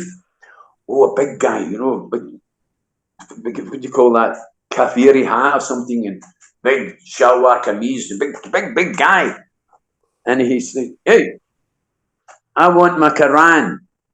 What? Quran? This guy fucking protested and shouted and bawled and got the Iranian consul to come. Eventually they gave him a Quran, and he was allowed to pray 5 times a day. That means you got to wash your hands, wash your feet 5 times a day. So the Pakistani guy said, well, if he's doing it, we want to do it. So they started to allow them to pray. But it was a struggle. They had to fight and fight and fight to get that opportunity to be able to pray. What about Buddhism? Buddhism. Yeah, well, it's a bit like Falun Gong. It's not like it, but it's not communism. Let's put it that way. So there was a little guy when I was in there. He used to like Buddhism, and the lawyer that I had told me that he was a Buddhist. But you never see any practice of it. You never see anybody sitting, meditating, or saying, oh, mani padme hum. No, I never seen it the whole time I was there. It's sort of frowned upon. They laugh at you. You know, there was a Welsh guy there, and they always have meetings, and they really like to humiliate you, you know. I get so much humiliation you can't believe. I've been hung up and handcuffed with one hand on my tiptoes for 24 hours. It's mad things, you know. And they're saying to this Welsh guy, you believe in God? How you can believe in a God? Where is he? You know, asking questions, where is he? And not only that, you came here, you were a Christian. And now that you know Abdul Latif, you're converted to Islam. How can you do that? Yeah, and Jesus made water into wine, and no, they just laugh. You fucking foreigners are so fucking crazy, but you believe that? Of course, if you read the Bible, some parts of the Bible, it is a bit far out, you know what I mean? But they just couldn't relate with it. How you can possibly believe in something like that? So religion was not accepted. How did you pass the day? Well, in the first 6 years, I'd done many things. I actually went into the workshop. There was a workshop that I protested a lot because you have to sit down, you know, all day on a stool, no work, nothing. It drives you crazy. Eventually, I protested about I want to go into the workshop. They'll eventually let me get into the workshop and cutting threads, you know. And I wrote it in the book also as they were making stuff for shipping it to England, shipping it to America, Japan, and France. So I'm in the prison making fucking products that they're selling in shops in France, Russia, and Britain. But I got all the names of the shops and all that, and I wrote it all down because they had a book. I sneaked up, and I wrote it all down, put it in the book. So that passed my time a lot there. And then at certain times of the year, they'd be making toys, and one of the toys, you clap your hands, and the toy goes ding dong dong dong, ding dong dong dong, ding dong dong, or ding ding ding ding, and it was driving me mad. So I just smashed this in the face, so as I could go to the workshop and get locked up. Because all the noise, can you imagine the 200, 500 little toys going ding dong dong dong, ding dong dong dong, all at the same time? Like, I had to go to see a psychiatrist when I was there. It was driving me insane. But that was the first 6 years. The second 6 years was a different ball game, as I told you. First day, the warden, Chingpu Prison is a modern, civilized prison with a strong emphasis on cultural values. Now, every foreigner had to keep a notebook. They supplied you a notebook. You had to write down something every day. Every time the warden or a guard made a speech, you had to take notes. That was what they call thought reform, brainwashing. So we're in this brand new jail, and I'm thinking, it had a running ground, it had a football park. It was like, the cell, you wouldn't believe this, Sean, you'll not believe this. Inside the cell had a veranda. You know what a veranda is? You know a veranda, right? We get them in England. You can Yeah, sit outside. outdoor area. Yeah. Inside the cell, the back door, you open the back door and there was a veranda. But it had bars going up, up over through the wall, so you couldn't go outside, but you could actually sit outside in the veranda. I was like, oh my God, a fucking veranda, right? And I had a bed, and I didn't have to sleep on the floor. Had a bed, had a little dressing table. Oh, this is good. And then outside the door, the cell, there was a toilet, 2 or 3 toilets with flushing toilet, a real flushing toilet. No toilet paper, but we used to have an empty plastic bottle, fill it up with water. After we had a poop, we just washed, But that was amazing, having a veranda. And then you could go out to the exercise yard and play football. And at the weekend, they took us there was a football ground, so we could play football with the other brigades. So it really was the conditions were much better, but the reform program was more strict. Oof, you had to everything, take notes, make speeches, write articles, praise the Communist Party. When Deng Xiaoping died, when I was in there, Deng Xiaoping, and they asked us to write report. How do we know about Deng Xiaoping? He's a Chinese prime minister, nothing to do with us. The same, we had to write a big article about Hong Kong in 1997. Again, I had to write an article.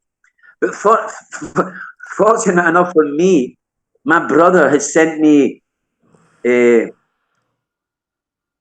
socialist anthology. What was that name? Tony Benn. You know Tony Benn? Socialist leader. He sent me that book, my brother. So I knew everything about socialism and communism and socialism were so close together. And all these great articles written by socialists and communists.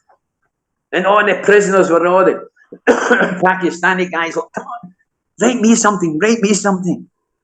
So I just open up the book and take this paragraph, write it. Okay, you, here, take this paragraph.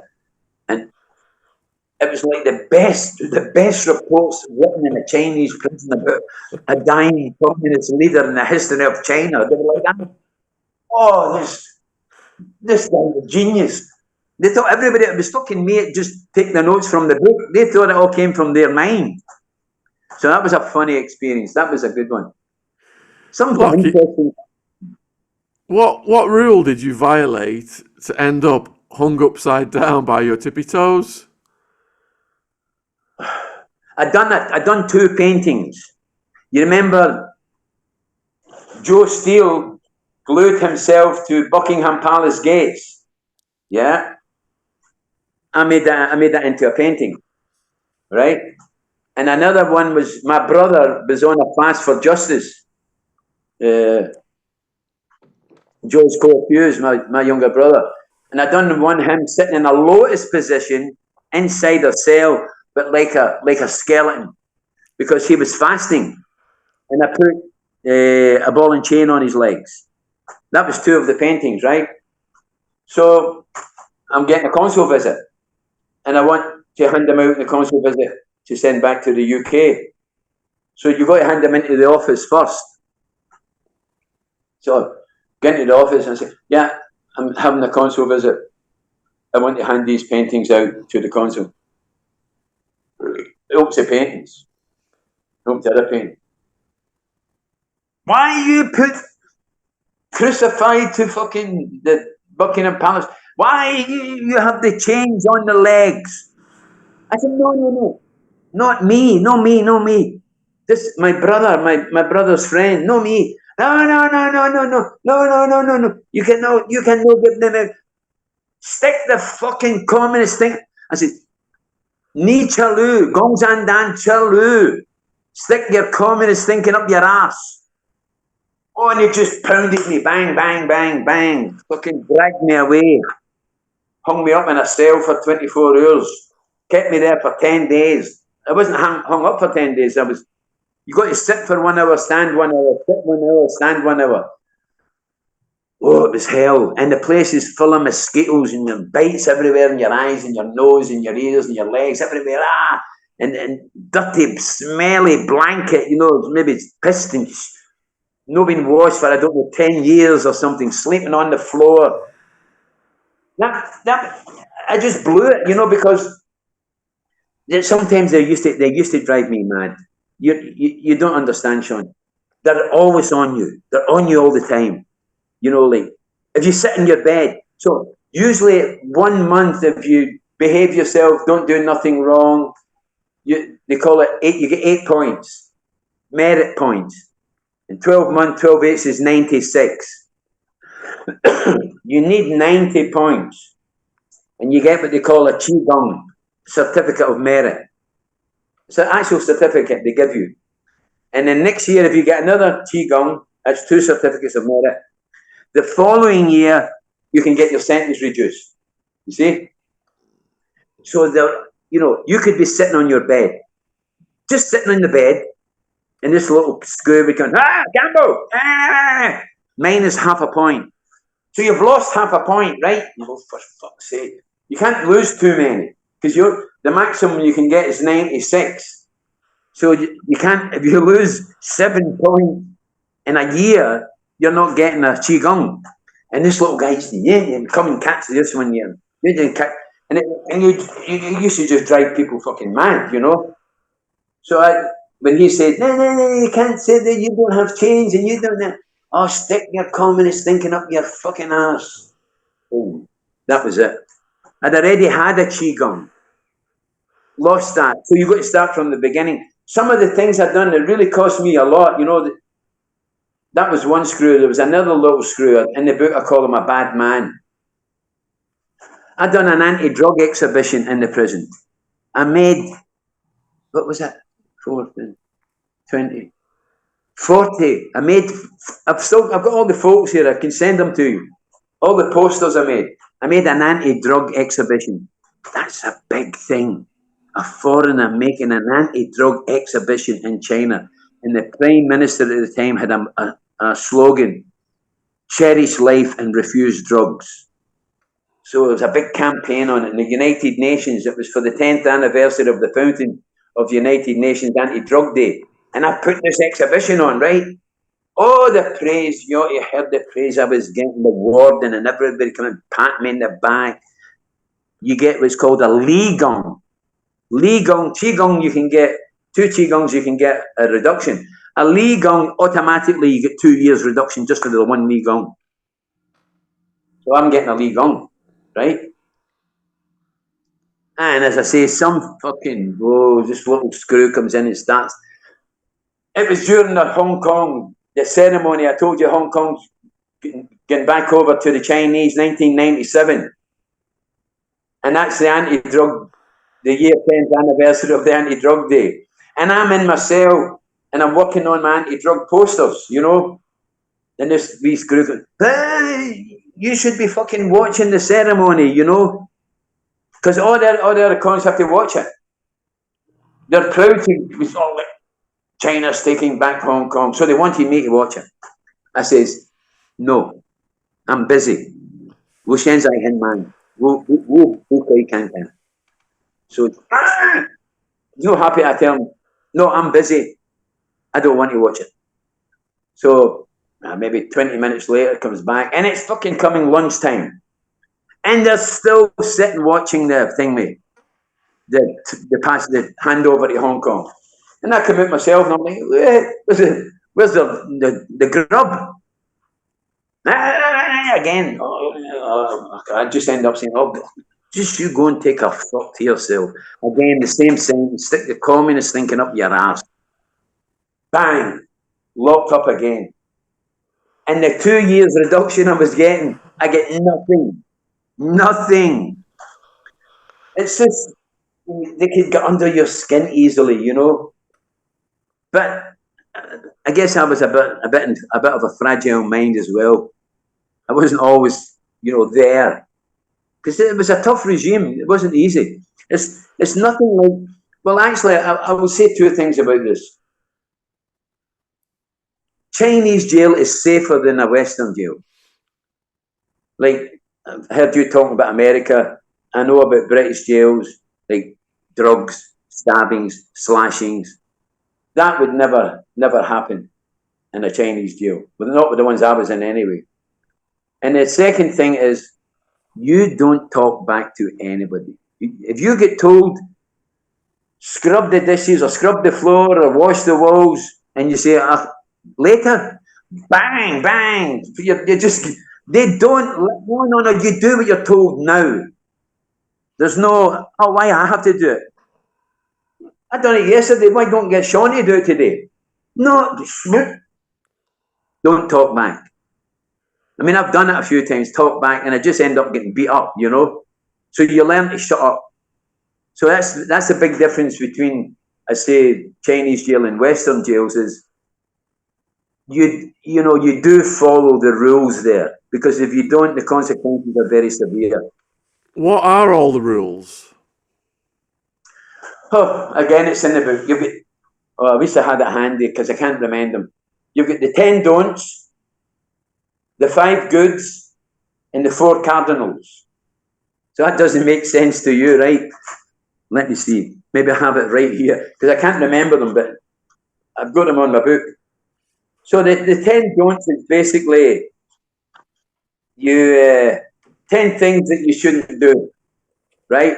Like, don't trade in food. Don't carry guns. That's one of them. You're in the jail, don't carry guns.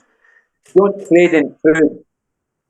Don't cross over the warning line. There's a red line that takes you to the office of the guard. And so you don't cross over that. Yeah, the 4 cardinals.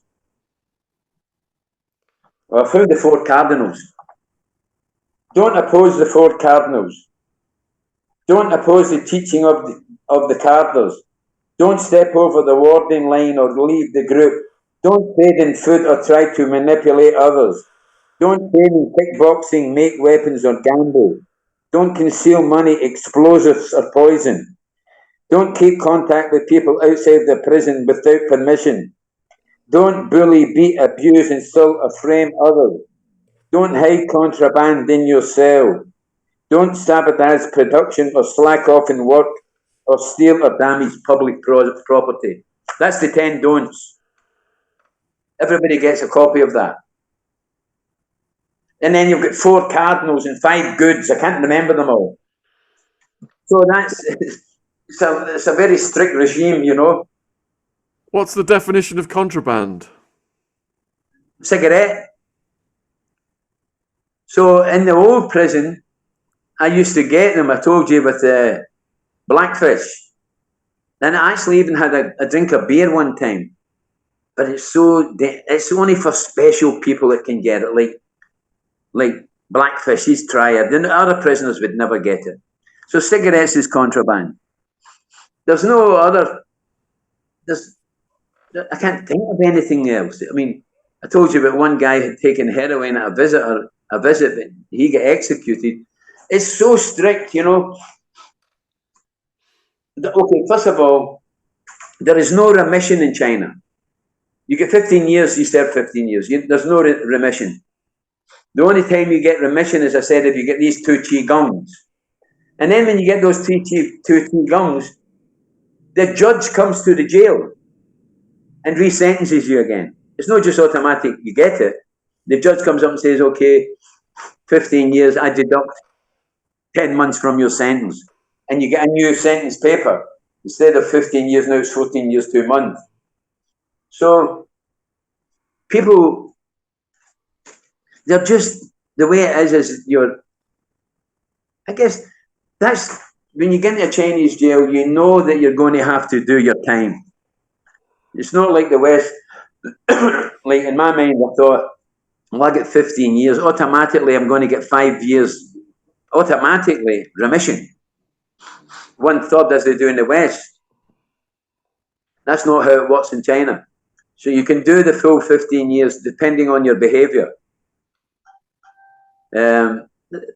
It's just a totally different setup from anything you could imagine. Another place I've heard that was similar was Japan. friend of mine was in Japan, and he said also that the discipline was very, very strict. The living conditions was bad, but the ideological brainwashing was actually the worst. We interviewed a guy who was in Japan, Steve Beatty, and he's talking about the Yakuza and the tattoos and how the Yakuza, behave. With the Triad, did they have their own tattoos or any kind of characteristics that were... Yeah, I never saw any. While I was there, I only met, I would say, 2 triads. Lao Hun and another guy in the detention cell. They called them the Dumbe Tigers. And they were a really notorious triad gang. But no tattoos. I never seen any tattoos. So how does the Communist Party treat the Triads? Oh, very harshly. They don't tolerate anything at all, actually. I mean, as I said, not only like triads, anybody that commits a crime is really severely dealt with. And if you're a party member, I think they even treat them more severe because they broke the rules of the party, But yeah, the jail politics, it was very, and most of the time I would say it was quite timid amongst prisoners. Some fights, very, very little, no knives involved or anything like that. Sometimes a bit of punches here and there. But overall, no, very disheartening because the consequences of fighting were more severe than actual fighting. Do sex offenders get attacked or shunned? I never even heard of a sex offender there. Never. Oh, there was one guy, but it wasn't a sex offender. He was gay. But everybody, even all the screws, everybody liked him. It's a big tall guy called Shen Willian. And the guys like that who are sort of soft and wimpy, they give them hard labour to toughen them up, right? And he just, like an old army khaki bag, the old army bags around. And the way he walked along, he used to walk along the ring like this, swiggling his ass and all that. Everybody liked him because he was the only one. He was blatantly gay, but nobody bothered about it, So if there were relations between 2 male prisoners, would that be frowned upon? Oh, mate, that did happen, yes. Again, I don't know the details. I was there, in fact, quite near my cell, but they just get beat up. 2 guys, as the story goes, because I would know I wasn't in the cell, but seemingly they were having a bit of the other with each other, and it was reported. And then they just come with their cattle prods and pull them with the fucking hair along, prodding them along and kicking them and punching them. And then they disappeared, never seen them again. Did you do a variety of jobs while you were inside? Yeah, in that workshop, I told you I worked on stitching labels and cutting threads for Big Ivan in Russia, London Fog. I've got the names, and I've got, again, it's in that book, the names. A French company, not Pierre Cardin, Pierre Pardin. It's something French name. Lots of baseball caps for California and America. I've got the names of the places as well. I've got it all typed in the book. And the American guy that was there, in his mind, he wanted to talk to Nancy Pelosi, right? He said, I'll trade all this information if you can get me out of the jail. And I'm thinking, these people don't care, They know that they're sending products to China. Yeah. No, they're not sending products to China. They're importing products from China made inside jails. There's hundreds of them. I mean, if you think about it, it's the cheapest labour you can imagine. I know for sure Britain was doing it. It was called London Fog. There was a Russian company doing it. I know there was a French company doing it. I know there was more than one American company doing it. And I know there was one Japanese company doing it. So that's at least 5, 6 that I know. Because I was there. I saw it. I worked on it. Who cares? The people don't... 2 MPs came to see me as well. They're not interested. You know? They don't care. I mean, no, I've been out for a long time. I can see how politics, I don't know how they work, but there's that much corruption in politics. Who's Lockie Campbell in a wee jail in China? Shut up, you know. What was your lowest moment? Well, I've never confessed to this, but I did slash my wrist one time. That's the first time I've ever told anybody that. But I knew I didn't try and kill myself, but I wanted to draw attention to it. They never send out your mail, right? That's mentioned through the book in many places. They don't send out your letters. You know, you write a letter to your family, and then of course then I had to go upstairs to the translating department. They translate it, bring it back down to your office, and your dad will send it out. But they never did it. They never sent the mail, and then because you would never get letters, and then sometimes you did get letters. They'd hold them for a month. So I was lucky. I met this guy called Benny Ho. Yeah. And he was from Hong Kong, and he worked in the translation department. And he would sneak down and sometimes, see, there's your letter. Have a read of it. I'll meet you in the back staircase in an hour, giving it back again. So I would give him the letter, he would give me the letter, and I would read it and give it back to him. And then this one going on and on and on, never getting any letters, no reply from my petition or my appeal. And then one day I just cracked up and I just went in the cell. Night time, I had one of the Gillette, I told you Gillette, razor blades, snapped it. I just went maybe 1, 2, 3, 3 times, slashed my wrist. And then the guards coming, open it up, take me over to the hospital, wrap a bandage around it, and then that was it. So that was my lowest point. The lowest point being that I needed some form of communication. I just wasn't getting it, you know, either coming in or going out.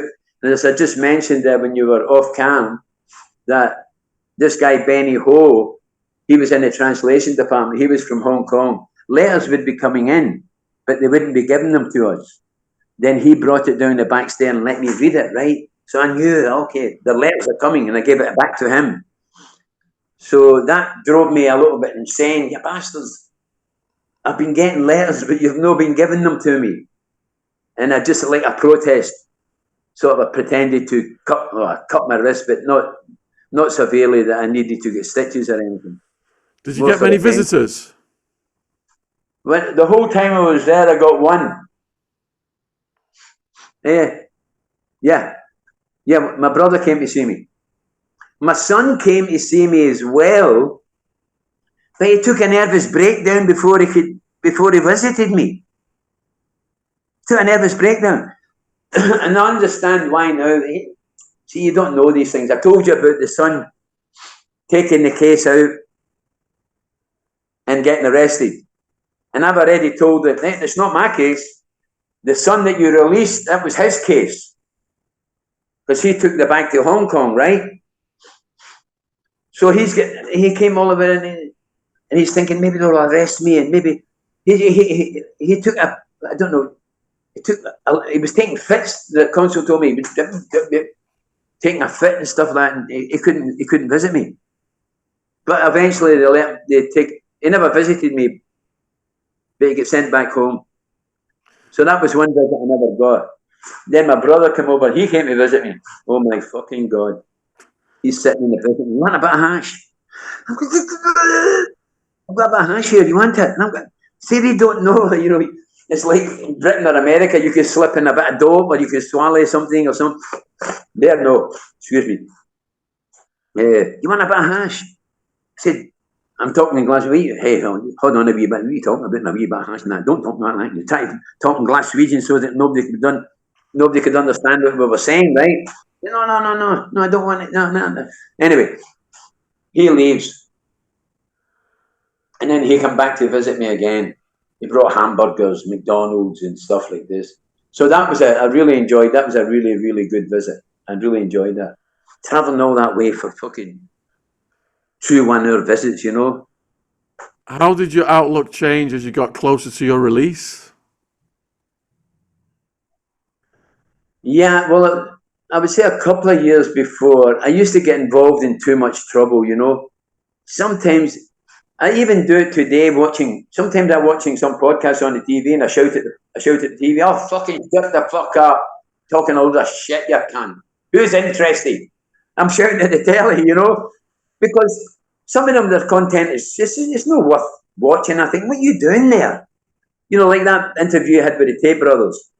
It was fucking brilliant, you know what I mean? Thanks. It was informative, it was there, it was real. You were like on the edge of the seat. What else are you going to ask them? Oh, yeah.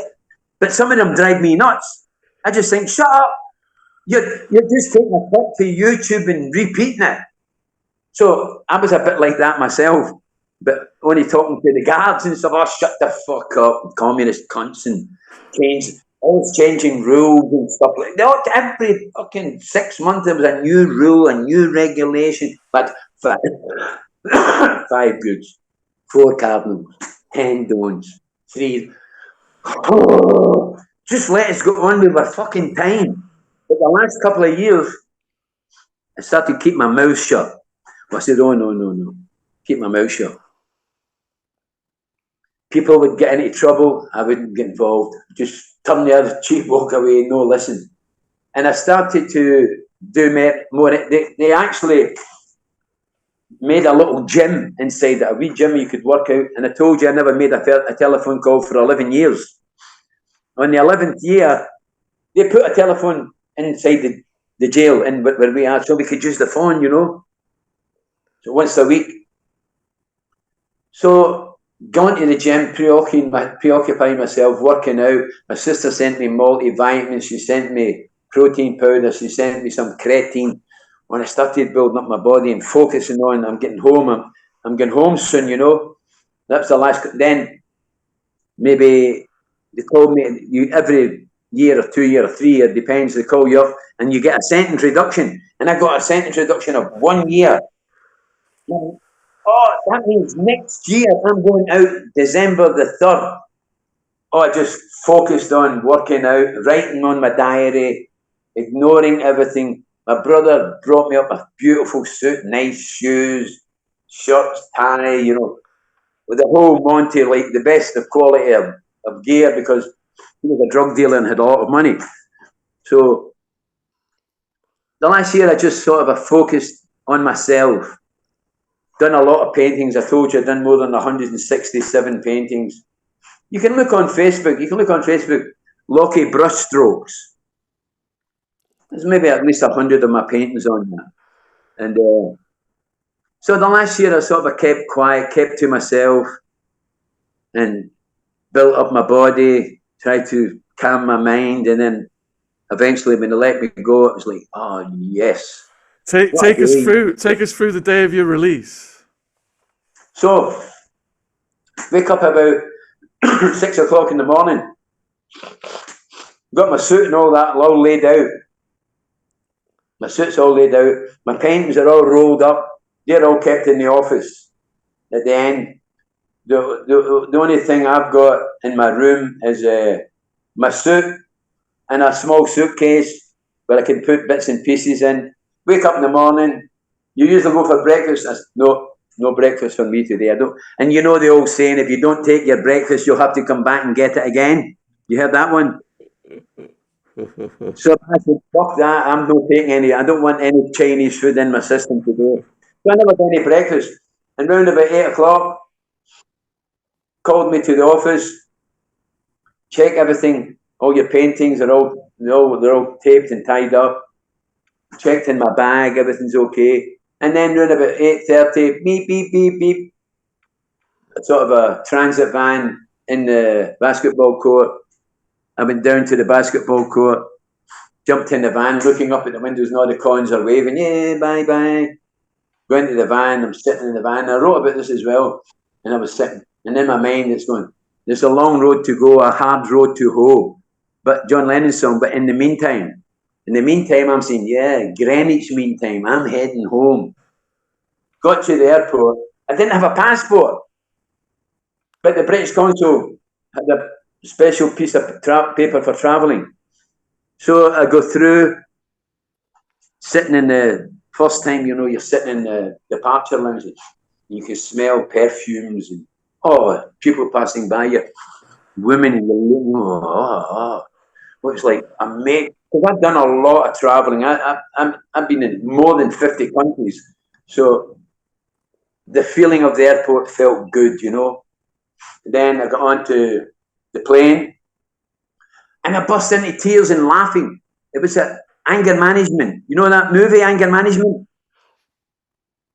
You don't know Anger Management? Oh, you need to watch it. Oh my God, Jack Nicholson. So I'm sitting on the plane, and on the plane they've got little TVs on your seat, and I put this TV on and a switch, and it says Anger Management, and I'm thinking, it was exactly the same as the jail. It was totally crazy, madness, just whoa. Tears running, snot running down my nose, and I'm laughing. And they asked me, "You want a drink?" and stuff like this. I said, "No, I don't want a drink. I just ate the food." Excuse me. And arrives in the UK, passes through, and they pulled me over to the side, take me into an office. I said, "What the hell's going on here?" Lachlan Campbell, yes. Do you have any problems with the British government? No. Do you have any problems with the Chinese government? No. I just got out of jail. Yes, we know. We want to know if you're harbouring any revenge ideas. I said, no, just let me fucking out. They kept me there only for about 10, 15 minutes, and then let me go. Then I walked into the arrival lounge, and a friend of mine was waiting there for me. Back in the UK. Then I went to my sister-in-law's house, and then they took me out to the pub, and they're putting cocaine on the table, lumps of hash, cognac. Get in there, Lockie. I don't smoke. I don't drink, and I certainly don't want any cocaine. And they're all looking at me like, what? Lockie? No. So it was like culture shock again, getting back to the UK, and everybody thinking you're going to take drugs and smoke and get high. I didn't want to do it. And eventually, I just stayed in London a couple of days. Went back up to Scotland. My brother, Tommy, TC, and my son, Lockie, they met me at the station. Went up to my sister's house, all my other sisters and nephews and nieces, and all laughing and joking, making fucking mad Chinese jokes, making fun of me, you long time. So just laughing, Then I went to my brother and my son's house, and I slept in his house for the first week, just relaxing, taking it all in, Wonderful. 12 years, 4 months. It was a weird trip, but it was a learning experience in a lot of ways, Did you carry any traits from prison into the outside world? Traits? Well, for the first year, I told you that I think it was my son, my youngest son, Lockie, and I met him and his girlfriend, and they're smoking hashish and they're drinking wine, and they've got a gram of coke, and so that costs £40, and that costs £60, that's £100, and then the wine, okay, let's say 120, then you'll get your cigarette, and I'm calculating this how much money they're smoking and snorting a day, and I'm saying, but if you just save up for a couple of months, you could buy a ticket to anywhere in the world and fly. they're looking at me and saying, "What the fuck's he talking about?" You know, because I told you I didn't smoke, didn't drink, didn't take anything. So I took that with me, and I was sort of an outcast in a lot of ways when I was around my friends, because they just couldn't understand why I wasn't drinking or why I wasn't taking drugs, and I just didn't feel like it. You know, that was something, being away from it for so long, I just didn't want to do it. And I was trying to give people advice, don't smoke, you know. The people look, for fuck's sake, shut the fuck up. But I thought about, that was me brainwashed, you know, trying to tell them, this is not good for you, this is bad for your health, you can save your money, you can do this. I'm brainwashed with the Chinese ideological remolding, and then coming back out and giving it back to my neighbours and friends, you know. So that was one change. But that didn't last that long. That lasted for about a year. And then I was sitting in my son's house, and his friend came over, and I was lying on the floor watching TV, and his friend lit up a joint of weed. So I'll give a talkie that. And that was it. I was back on it again forever. That's still on it. I've not had a smoke. I've been here now like 10 years. But I was back in the UK one time. All the time I've been here, I've never had a smoke. Only cigarette. Too dangerous here, you know. What are your biggest life lessons then, especially for young people who are tempted into smuggling in foreign countries? Yeah, well, I would definitely advise that they don't do it. I mean, sometimes, like, I'm listening to your podcast sometimes, and people talking about maybe robberies and crimes that they've committed, and I'm the same, like talking about all my adventure in Pakistan, shooting the Kalashnikovs and opium and hash, and it sounds like an adventure, and it was an adventure, but the consequences are too severe. You don't want to glorify drugs in any way. It's no. It's. I mean, I could be frank about. I think they should decriminalise cannabis. I've nothing whatsoever against that at all. But any other substances like ecstasy or heroin or cocaine, yeah, better not to do it. And if you want to think about smuggling drugs, depending on where, and again, it depends on the country that you are. It's seemingly in the UK, it's not really a big deal. You might get a year or 2 years. But if you're in, for example, where I am now, Indonesia, or if you're in Malaysia, or you're in Singapore, or if you're China, you can be executed. So Wow. don't be, you can just fly over here with a kilo of this or a kilo of that.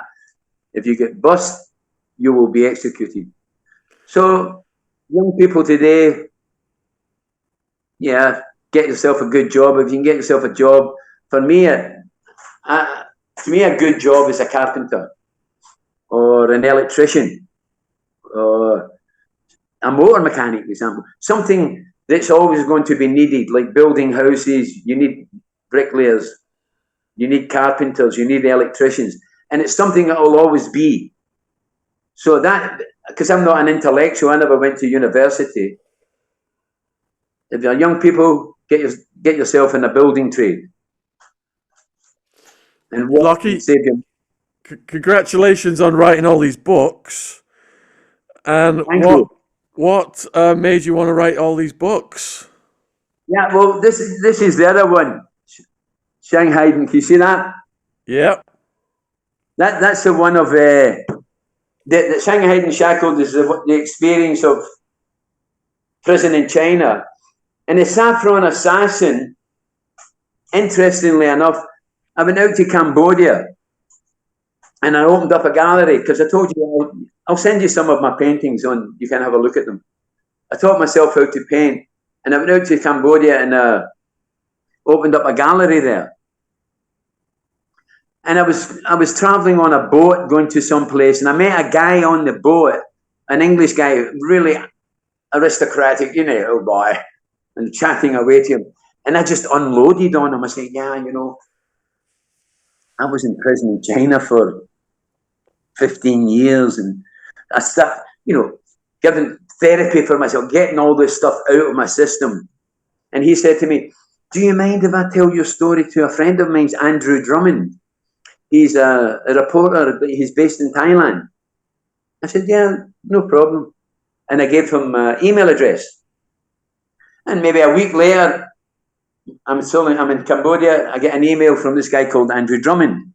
He said, do you mind if I come and interview you? I said, I'm in Cambodia. He says, oh, I'm just over the border. I'm in Thailand. I'll come and visit you. I said, yeah, sure. So I then gave him my phone number.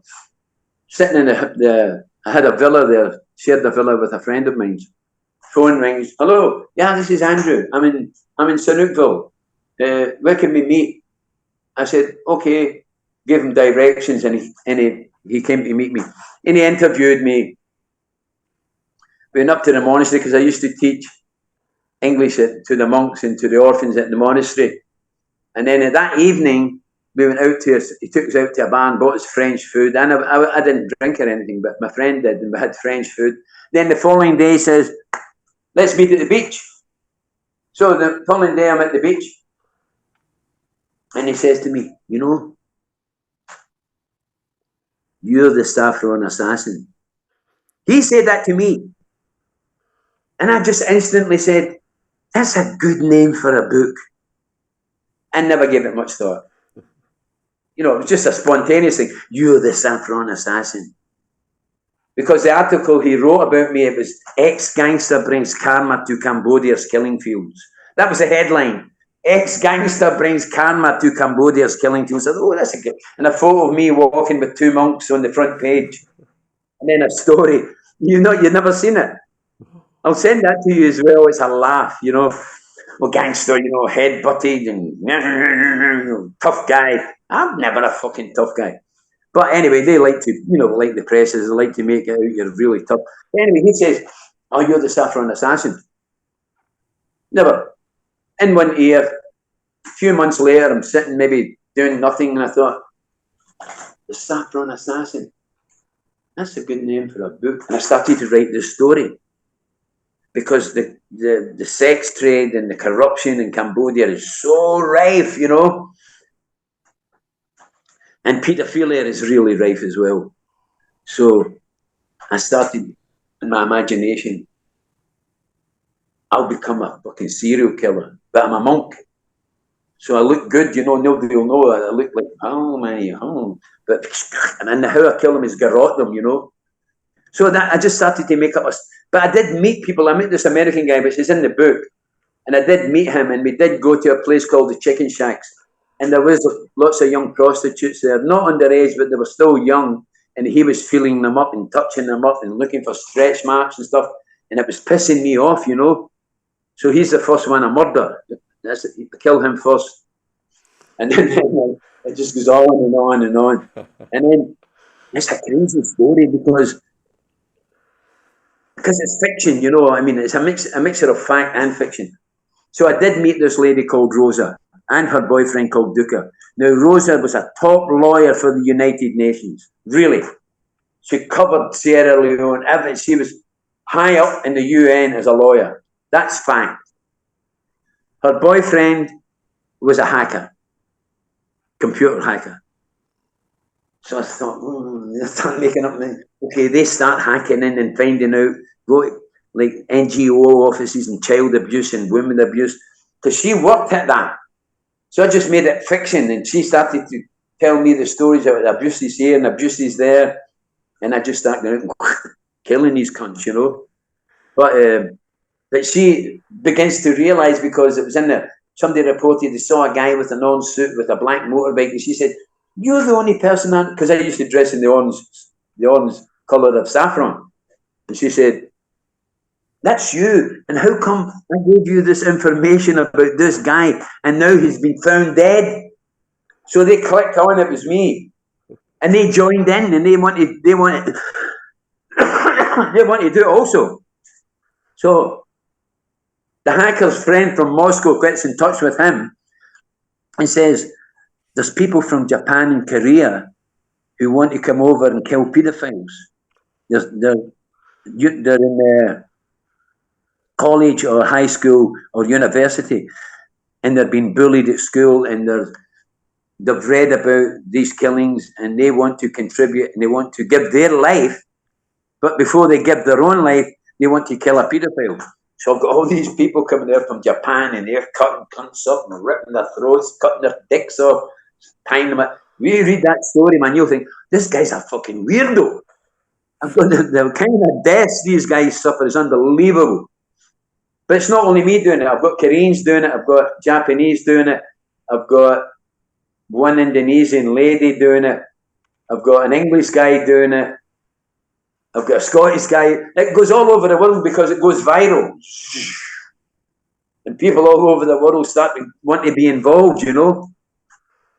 It's a crazy story, but that's a brilliant plot, man. But the other book, Shanghai and Shackled, it documents your prison experience. Yeah, from the A to Z, everything that happened in prison. From arriving in Islamabad to being arrested, to the trial, and to the main prison, and then transferred to the new prison.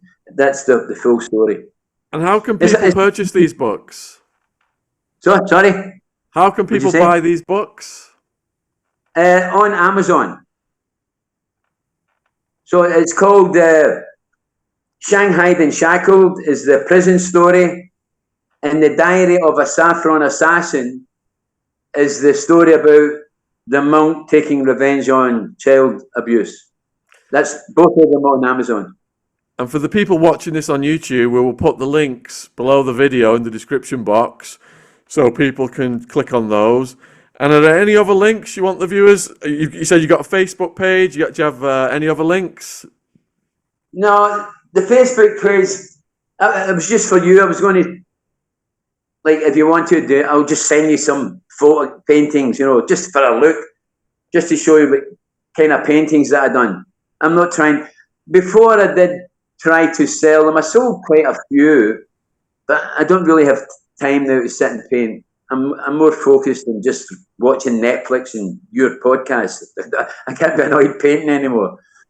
So, Lockie, for the viewers then who've watched this now for over 2 hours, we've been on this fantastic, incredible journey with you.